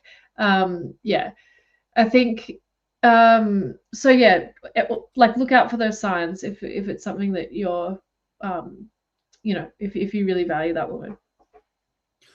Just a quick question. Our topic tonight, 5 mistakes older men make when a girl loses interest. Do not do this when she pulls away. Could everyone who's here and everyone who's watching the replay do me a huge favor? The more successful we are on YouTube, the more we help you for free. And the way the world is now, our business model is to try to help millions and millions of guys substantially for free. And then the guys who make good money, who don't have much time, who want results quickly, we charge them to do our events and, you know, coach extensively on Zoom and help individually. So, yeah, all the guys who might not ever want to work with us, if you help us on YouTube, we're going to help you so much more for free. And as if some of you have pointed out, what we're sharing, I don't know if it's unique, but it's pretty rare to have this level of insight from a guy who's had more than his share of success with women, and what your target market is, a catwalk model with 2 degrees who seems completely sane, at least for a woman. She's a fucking good trainer. She's a fucking good trainer. If she's a trainer, I'm pretty sure she's not. But yeah, the joke is that if a woman's below a certain level of insanity, she must be a trainee from the what's it called, the dating matrix. So yeah, anyway, I'm crapping on. So the point is, did you guys think that 5 mistakes older men make when a girl loses interest, did you think that just relates purely to a relationship, or did you think that relates to the initial dating stages? If you could all please vote, that would mean the world to us. If you guys watching in the comments who've got this far, which means you must have got some value out of it, please vote and just let us know, because the better we get at YouTube, we can help you 3, 4, 5 times more for free. I want to go to Bali and do a bunch of in-field video and potentially put that into a product and have a membership group around it.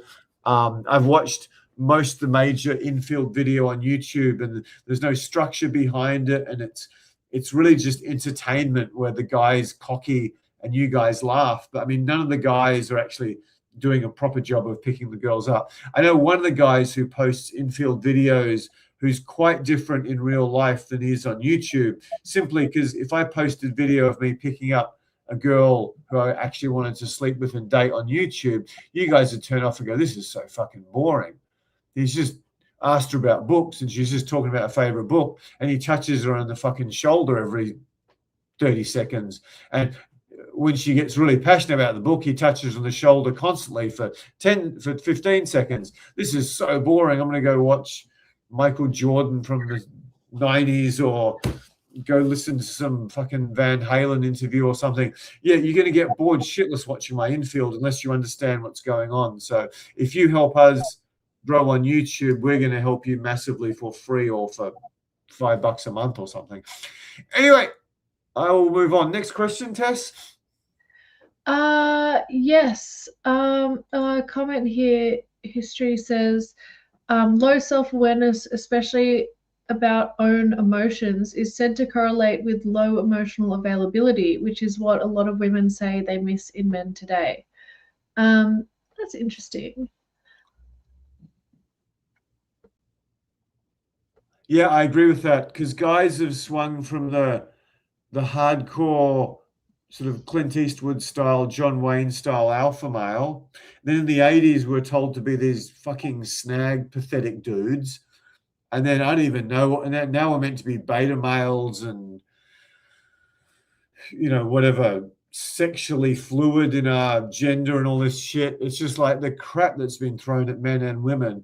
So, the idea is you've got to be the alpha male, but you've also, you got to do some meditation. You got to read some books. You've got to have, if you've got a bit of money, you got to have coaches helping you with this shit. Because I mean, women, as I joked earlier on, I mean, the PhD, a decent course in male psychology takes about, maybe 2 units of 15 minutes long. You can knock the whole thing off in 100 minutes. Whereas a proper course in female psychology is like a 6-year PhD program at Harvard and Stanford. And even then, you're still not done. So yeah, you've got to be somewhat present in your own body. You can't just be this fake alpha male the whole time who's cold and so yeah, it's a mix. You're right. So yeah, women obviously want the protector. They want the man. They want the guy who's going to take care of themselves. He's going to want the guy who's going to make shit happen. They're going to want the guy who can pick himself up when the universe is just pummeling him, because that's what women want, to have confidence they can actually have children with a guy. But at the same time, they don't want some guy who's completely emotionally unavailable and distant and has no idea about their psychology or what they're going through. So you've got to somehow do a little bit of both, which is what social coach is really about, trying to help you become that guy. We want to make you like tear her to pieces in bed so she never wants to sleep with another guy as long as she lives. She wants to be out in public with you and think you're the most confident guy she's ever dated, or at least a lot better than you are now. But at the same time, you've got to understand enough about her psychology and her ups and downs and her hormones and her different stages in life to actually understand what she's going through, and not just say, you're a fucking cranky bitch, aren't you? Not say that the whole time when she has a bad day. Because, yeah, you can call her a cranky bitch once or twice and it is earned. But if that's your takeaway when she's doing something you don't like, she won't be around for very long, unless you're really good in bed, in which case she probably will. But she's going to come after you. I've had that. That's not good. Yeah.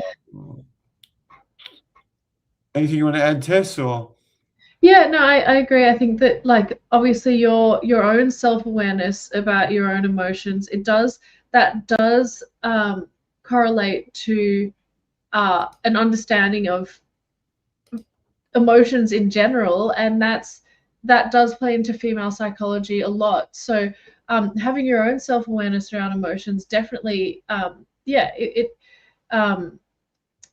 it's that's a great starting point for you to be understanding female psychology as well, because a lot of the way we think is more emotion based, let's say.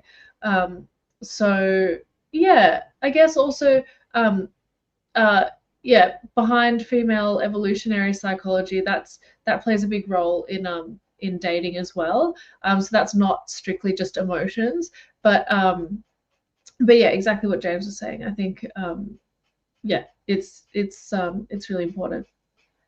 as I was saying earlier, you can't be too emotional as a man. You can't be going to your woman using her as a shoulder to cry on. I mean, it just doesn't work that way. Equally, she can't sit and eat Oreos all day and get fat. It's just the way the world is. Don't blame me. Blame Charles Darwin if you want to blame anyone. He's the one who discovered all this. But yeah, anyone who's slept with enough girls and been through this process realizes it's just obvious. Next question. We better wrap up fairly soon. Anyone who's got any pressing questions we haven't covered, feel free to put them in again.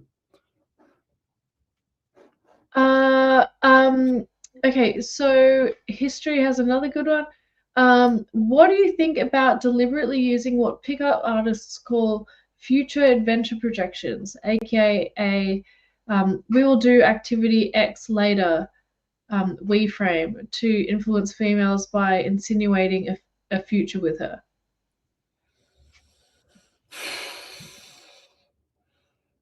It sounds like neuro-linguistic programming.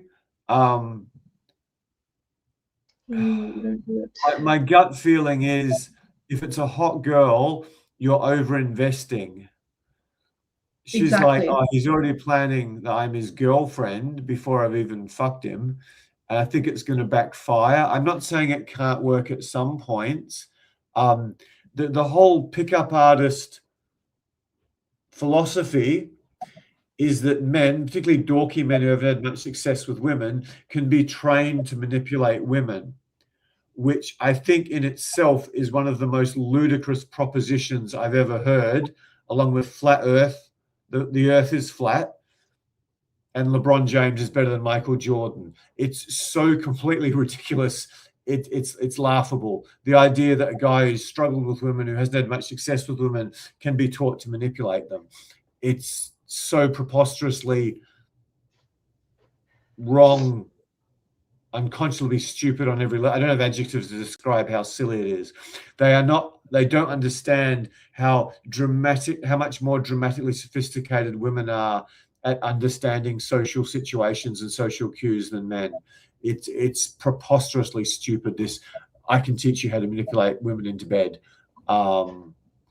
You might be able to teach a guy who's already very successful a few tricks to help him, but that's not the guys who are coming doing boot camps in most cases. And then again, there's a character type, a Russell Brand, like he could be gay type. He can possibly do a bit of that or a lot of that, but more of a Daniel Craig, James Bond, like go get him alpha male type. He can't do that because it's just weird. So yeah, Tess was nodding and sort of cringing at the very question. Yeah. The other thing is I'm a big believer in karma. If you're sort of assuming you're just chasing average girls, if you're holding out, oh, yeah, you might be my next girlfriend, you might be my next girlfriend, all you want to do is bang her, you're cranking up the bad karma, man. You're going to find an Amber Heard in your bed with a lawyer and the police at her side soon if that's the way you treat women. So you shouldn't promise a relationship if you're not interested in it. Tess, you want to add anything to that? Yeah, I've had this happen to me when I've been kind of dating guys, and when I was still kind of figuring out how I felt about them, etc. And they've said things like, "Oh yeah, when we go to blah blah together, like I don't know, yeah, some overseas holiday or something, or just things like that," where I'm like, I don't know if that's something I'd want to do with you. It really pushed me away. I'm like, okay, wow, this guy really likes me. He's already planning his future with me. And yeah, it made me feel like I've got a lot of power in that scenario. He's kind of showing all of his cards as well at that stage in the relationship. So it's not really advantageous to you unless you're like a really high value guy and you can tell the woman like really, really likes you and this would be something she'd get excited about. I just don't think it's a good idea. Like you've got to yeah, again, it's about that kind of power play, like it's that game, I guess, in the early part of dating. Yeah, I wouldn't advise this. It shows you're a really shit negotiator as well, and dating is negotiation. Yeah, The other thing is, what pickup artists do is they get like NLP and they start they learn about, they do NLP. They're crap with women. Shit, I've met them, the famous ones. This goes back a long way. I'm not talking about today's lot. I don't know them as well as I knew the old lot. The famous ones, yeah, they're shit with women, and they go do an NLP course or a marketing course. They learn about future pacing. So they go, okay, well, we'll apply future pacing to dating. So we'll make out like we're going to have a relationship with her and buy her all these things and take her on all these holidays. So they're just copying something. That's the problem with so much of the information on YouTube and so much self-help. People who are shit in an area themselves, they think, oh, if I become a coach, I'll get better and I can make some money out of it if I get good at marketing and understanding YouTube thumbnails and titles. So they just copy a whole bunch of shit from everywhere without ever having had sufficient results themselves. And they do some asinine shit like as Tess said, it's just really bad negotiation. She doesn't even want to go to Florence with you, let alone. And yeah, it's just shit. So I don't know who said that specifically. If you put it in the chat or even message it to me, I'd be quite interested to know.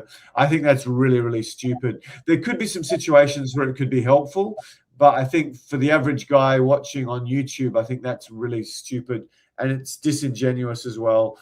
I think, yeah, when you like, if you're selling a date plan, trying to set up a date, and you're just using positive language, like, oh yeah, we should do this, or let's go do this. That's you're just using positive language about something you should do together. Then that's that's more just about selling it. It's making her feel positive about the thought of it.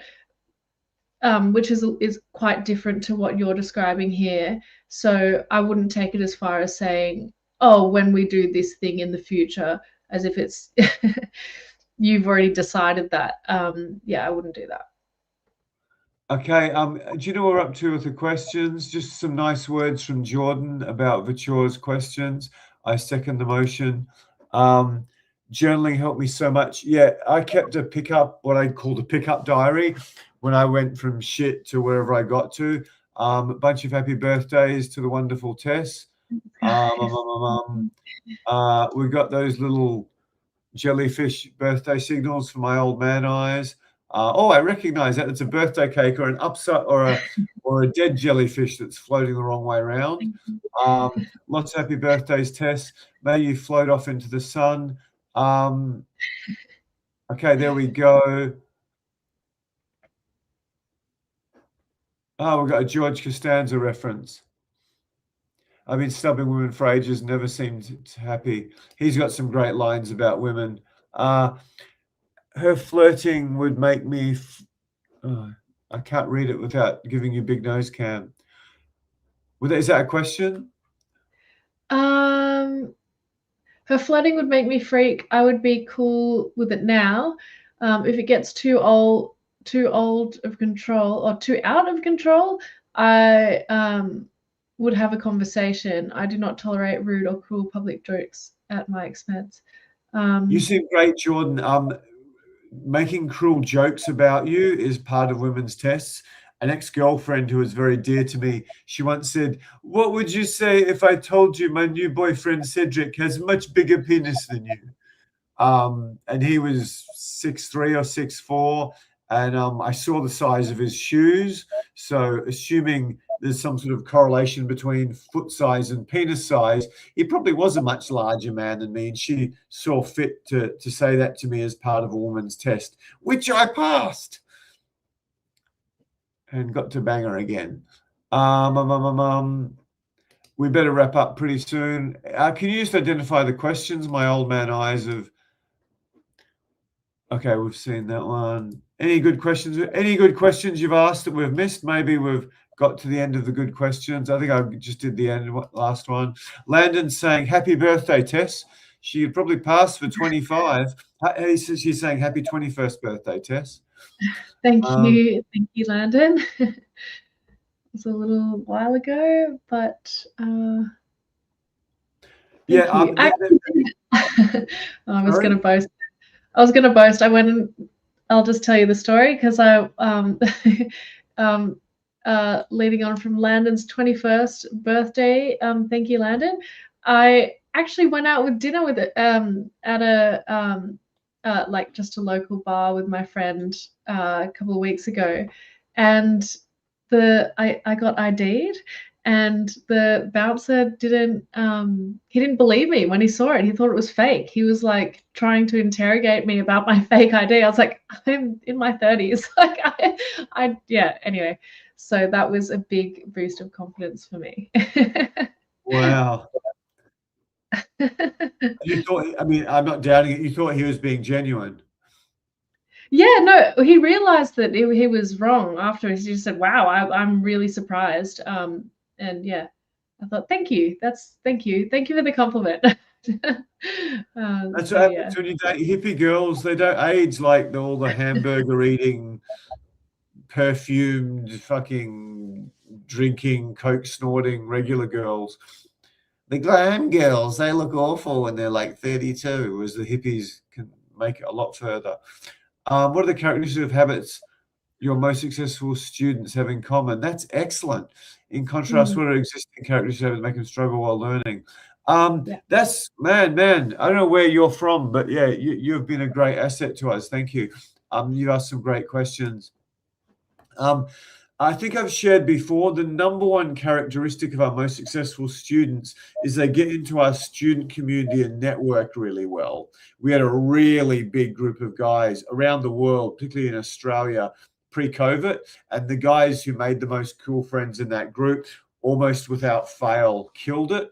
Of those who get to elite levels, it's the ones who understand female psychology the most and women's tests, oftentimes because they were brainstorming with other wings.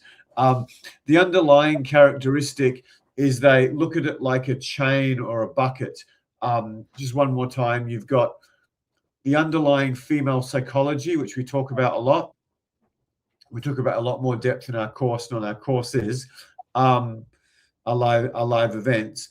You've got the female psychology, and you've got touch, eye contact, body language, elite level conversation skills, date planning, reading signals, sex, female tests, blah, blah, blah, blah, blah, blah. There's a few other things that we talk about as well. We've got a system we share with our students.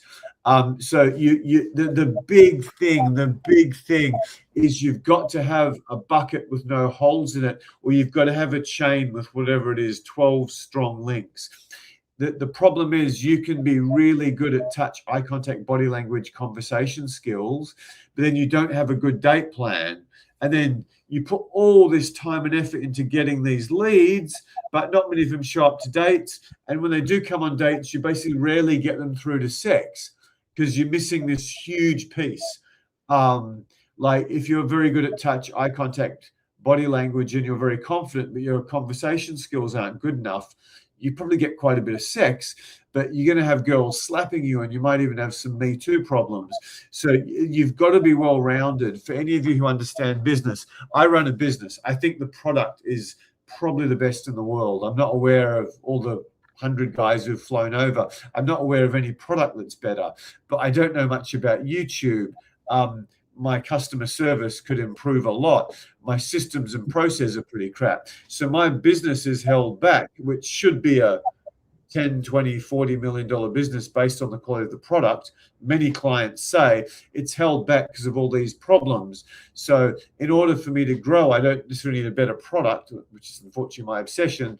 What I need to do is to fill all these holes. It's exactly the same with you guys in dating. You've got these big things that are standing in your way. You've got to figure out what they are, and you've got to fix them. That's why I've put a lot of time and effort into designing how do we onboard clients? What do we use as a lead magnet, for lack of a better term? And we've found the best way to get our ideal clients is to give them something we used to charge $1,500 for like a stupid amount of money, $1 or $29. And then a percentage of those guys go, wow, I've learned so much in this 45 minutes. I feel way more confident already. What can I do from here? The other percentage go away, take the plan, and just implement it themselves. So the first thing you're going to do is identify what you're doing wrong and fix it. And then there's going to be a whole bunch of things you're doing wrong, and you've got to just step by step fixing them, starting with the most important, going down to the least. In terms of characteristics or habits that make them struggle the most while learning your method, there's a lot of guys who want to reinvent the wheel themselves. Like we'll tell them something and they'll argue with us, or they'll debate with us, or they'll say, no, I'll do this and this and this, but I won't do that. Even after I've done the boot camp, some guys are still doing that. I'm just like, dude, there's a 99.8% chance Tess and I are right. There's a 2% chance you're right. That's about one thing. We've done this for 20 years. Like there's a very successful hardworking guy who's dated hot girls who he picked up at the golf club, or who were nurses, or at the sailing club, or who were air hostesses, who all basically wanted a man at that level. And they all make the same mistakes over and over and over and over again. And it's like a carbon cutout of this guy, or the successful Asian guy who gets taken advantage of by Asian girls, and especially by white girls. It's like we just see someone, and because we've been doing this 20 years, it's so freaking obvious to us what your problems are. I see it in seconds. I could be looking at YouTube while Tess is coaching. I'll be like, oh, he's one of them. He's got to fix that. I just give you a list of problems you've had for your lifetime in 3 seconds, because I've done it so many times. I could have an IQ of 85 with the amount of dating coaching I've done. I'd still have this ability. And again, the guys who are quite secure in themselves as a man, when they come to us, they fly. The guys, we've trained some chronically insecure studs as well. But yeah, that's a big one. What else is there? I suppose if you've been successful in something else, whether it's playing guitar or playing cricket or baseball or running a business or public speaking or surfing, if you've gone from I'm crap at this to I'm good at this, and you understand the process of success, then that's going to help a lot as well. Tess, do you want to add anything to that? Man, you've asked some excellent questions, History. Yeah, I think so. Yeah, absolutely. It is the go-getters, like guys who are just really open, have a great positive attitude to implementing what we teach. But yeah, that's who I see progress really, really quickly and do really well. Yeah, again, I don't understand why some guys like sign up to get our help and then say like, why do I need to do that? I don't. Yeah, it's like whenever I teach something, I don't just teach you the mechanics. I teach you why that's important and why that's attractive to women, so that you aren't just going through the motions of different things in approach and conversation, etc. Going through the motions and not understanding why that's actually important. You need to understand why women find that attractive and why it works, so that it actually just becomes you learning a new skill which is really authentic to yourself. You're just developing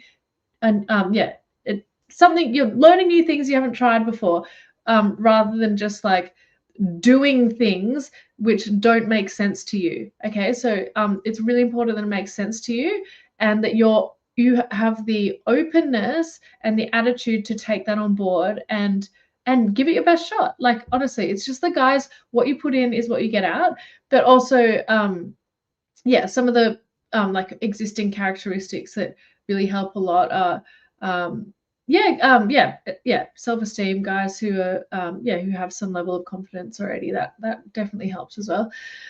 What are some of the characteristics or habits that make them struggle while learning your method? Okay, I hate to say it, but a lot of guys who have done a lot of pickup artist stuff, or like just gone down these rabbit holes of like latching on to different guys and different coaches, and just going through the motions, and be like, I don't know, I keep doing this thing and it kind of works sometimes, or it doesn't really work. I don't really know why it's supposed to work, but they just said it does work. Like, okay, it's these people who have learned these bad habits and enforce them over time, reinforce them by keeping on doing it, that it becomes really difficult, because they have to they then have to go and unlearn all of these bad habits. That's probably the worst thing. Those are the existing characteristics which make it hard for them to learn. But yeah, if you're just like blank slate, then perfect, easy, really easy. And like I said, it's really just attitude and openness that really supplement that. Some great questions. So thank you so much, History Jerk. How do I handle it when she starts giving short or cold replies? That can be really tough. It could be a woman. Again, all this stuff can always be women's tests. I would just mirror the behavior for a time, and then Tess may have a better idea than me on this. I don't have most of the questions that have been asked tonight, I've got a really fucking good response that I'm really confident with, but this is not one of them. You might just mirror the behavior and give shorter, not necessarily cold replies, but shorter replies. And then the other thing you can do is, I've got tickets for X or Y. There was one stage where a girl I was seeing, her friends and family had an intervention and say, you've got to stop seeing this guy. He's going to break your fucking heart. We'll be picking up the pieces for the next 2 years, because I was a traveler at this time. I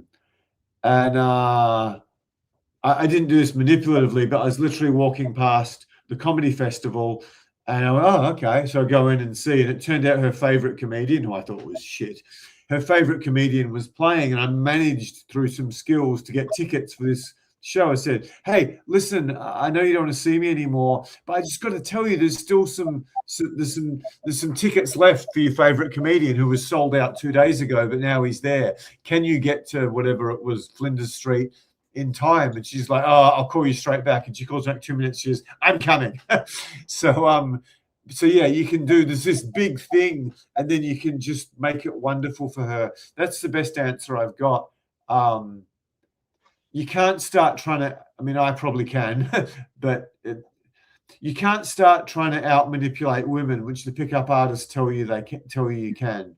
I can, but when I do that, what I do is I win battles. Sometimes I win battles spectacularly, but I lose the wars. And yeah, losing the wars, particularly if she's got control over your business or your kids or your money, or, yeah, 3 years ago he drank and I said I didn't want to, and he just kept going and going and going, and eventually I gave in. And I sent a text to my girlfriend saying, oh, James was a bit pushy last night, I didn't really want to, and he kept going. Eventually I gave up. I know you got a fucking rape charge on you, because that's evidence that you raped her, even though you can't even fucking remember what happened, or what night she's talking about. Sorry, I got carried away there. So yeah, don't try to manipulate women or out manipulate them. What would you say for trying to give short or cold replies?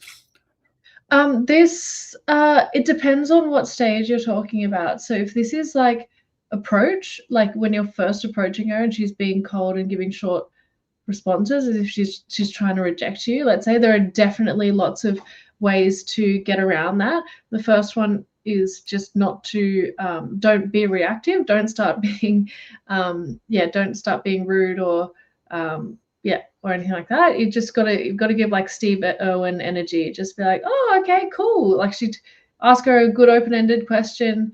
She gives you a one-word response. Like, cool, yeah, tell me more about that. So open-ended questions, good energy, positivity, etc., because that makes her feel like a bitch if you're just flooding her with that sort of energy, and it's more likely that she's going to be responsive.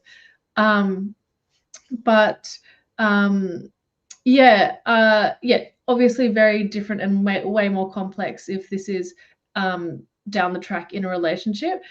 There are some other techniques as well, conversation techniques, that I won't go into here because it is more advanced, but that's something I work on with clients as we start to get to the more challenging level where we do role plays of women who are being really cold and you having to win them over, which is lots of fun. And when you can do that, you can deal with anything. So that's really great. Down the line in a relationship, how would you handle it? I think it's important, if you're in an established relationship, it's important to try and understand what the root of it is. If she's being cold and withdrawing and giving you cold replies and being short, she's probably pissed off for some reason. So if you can kind of figure out what that is, and help diffuse that, that's probably your best point. Thanks, Tess. That was awesome. Tess did really well in dividing between on approach and relationship. On approach, I'll be a bit more specific. What I tend to do is I'll just tend to sit and expect a response. She might go, I don't want to waste too much time because we're nearly out of time. But yeah, she might give a very short reply. I'll just sit and sort of stare at her, expecting her to say some more. If that doesn't work, I might ask what I call a energetic big motherfucker open-ended question. Oh, cool. So tell me more. So what you're looking forward so much about your trip to Thailand? I have lots of energy and use that. And that will often, if I give her energy and ask a big motherfucker open-ended question, she'll often be a bit more enthusiastic. Touching on the shoulder and looking at her at the same time can work. If that doesn't work and it's some sort of a situation where it's a yoga studio or a gym or a bar or some sort of social group, I just go, okay, well, nice to meet you. I mean, I've gone, Tess might tell me, I go, you don't seem like you're having the best day today, so I'll just leave you be. Or something really common. Well, it looks like you go out the wrong side of the bed this morning, so maybe I'll talk to you on a happy day. Anyway, good to meet you briefly. Bye. I could talk to the hottest girl I could find, and I'd be like, I can hate that guy. I got to suck his dick to get back at him. So yeah, if she's doing short cold replies in a relationship, you might want to pull the 48-hour rule, and then what we talked about the rest of the time. Any more questions before we probably have to sign off pretty soon, Tess? No, it looks like we've gotten to the end of the questions, which is really good. Yeah, we have gone quite long tonight. But thank you so much, guys, for your presence, for your engagement, your awesome questions, and your beautiful comments as well. And a big happy 21st birthday to the wonderful Tess. Thank you, guys. Thank you. Yeah, a final thing I'll say, I mean, this is really useful because girls pulling away is a practical problem that all of you get. And we didn't get the best response today. When we do best questions to ask women, I'm giving you some tips. The best places to meet women, that was insanely good. None of you guys bothered. And there was one for social skills to meet women. That one of my favorite clients pointed out was a ripper, as we say in Australia. And you guys ignore it. So some of the most valuable stuff, none of you guys watch because, the title's not quite sexy enough for you. So yeah, any of the ones I mentioned, you might, what was the other one? We did one on women's test, but I called it something different that was insanely good. So, I mean, they're all really good, but some of the ones that are probably the most valuable to sort of beginner intermediate guys, the guys who are watching on YouTube, some of them you don't pay a lot of attention to. Whereas knowing what to do when a girl pulls back, it's probably not the most important thing, but it's up there because most of you guys, the girl pulls back as a test, then you get all needy and anxious and start stressing out and trying too hard. Then she really pulls back, as we said at the start. So yeah, they're all super valuable, but I've just given you names of some of the ones that might really help you.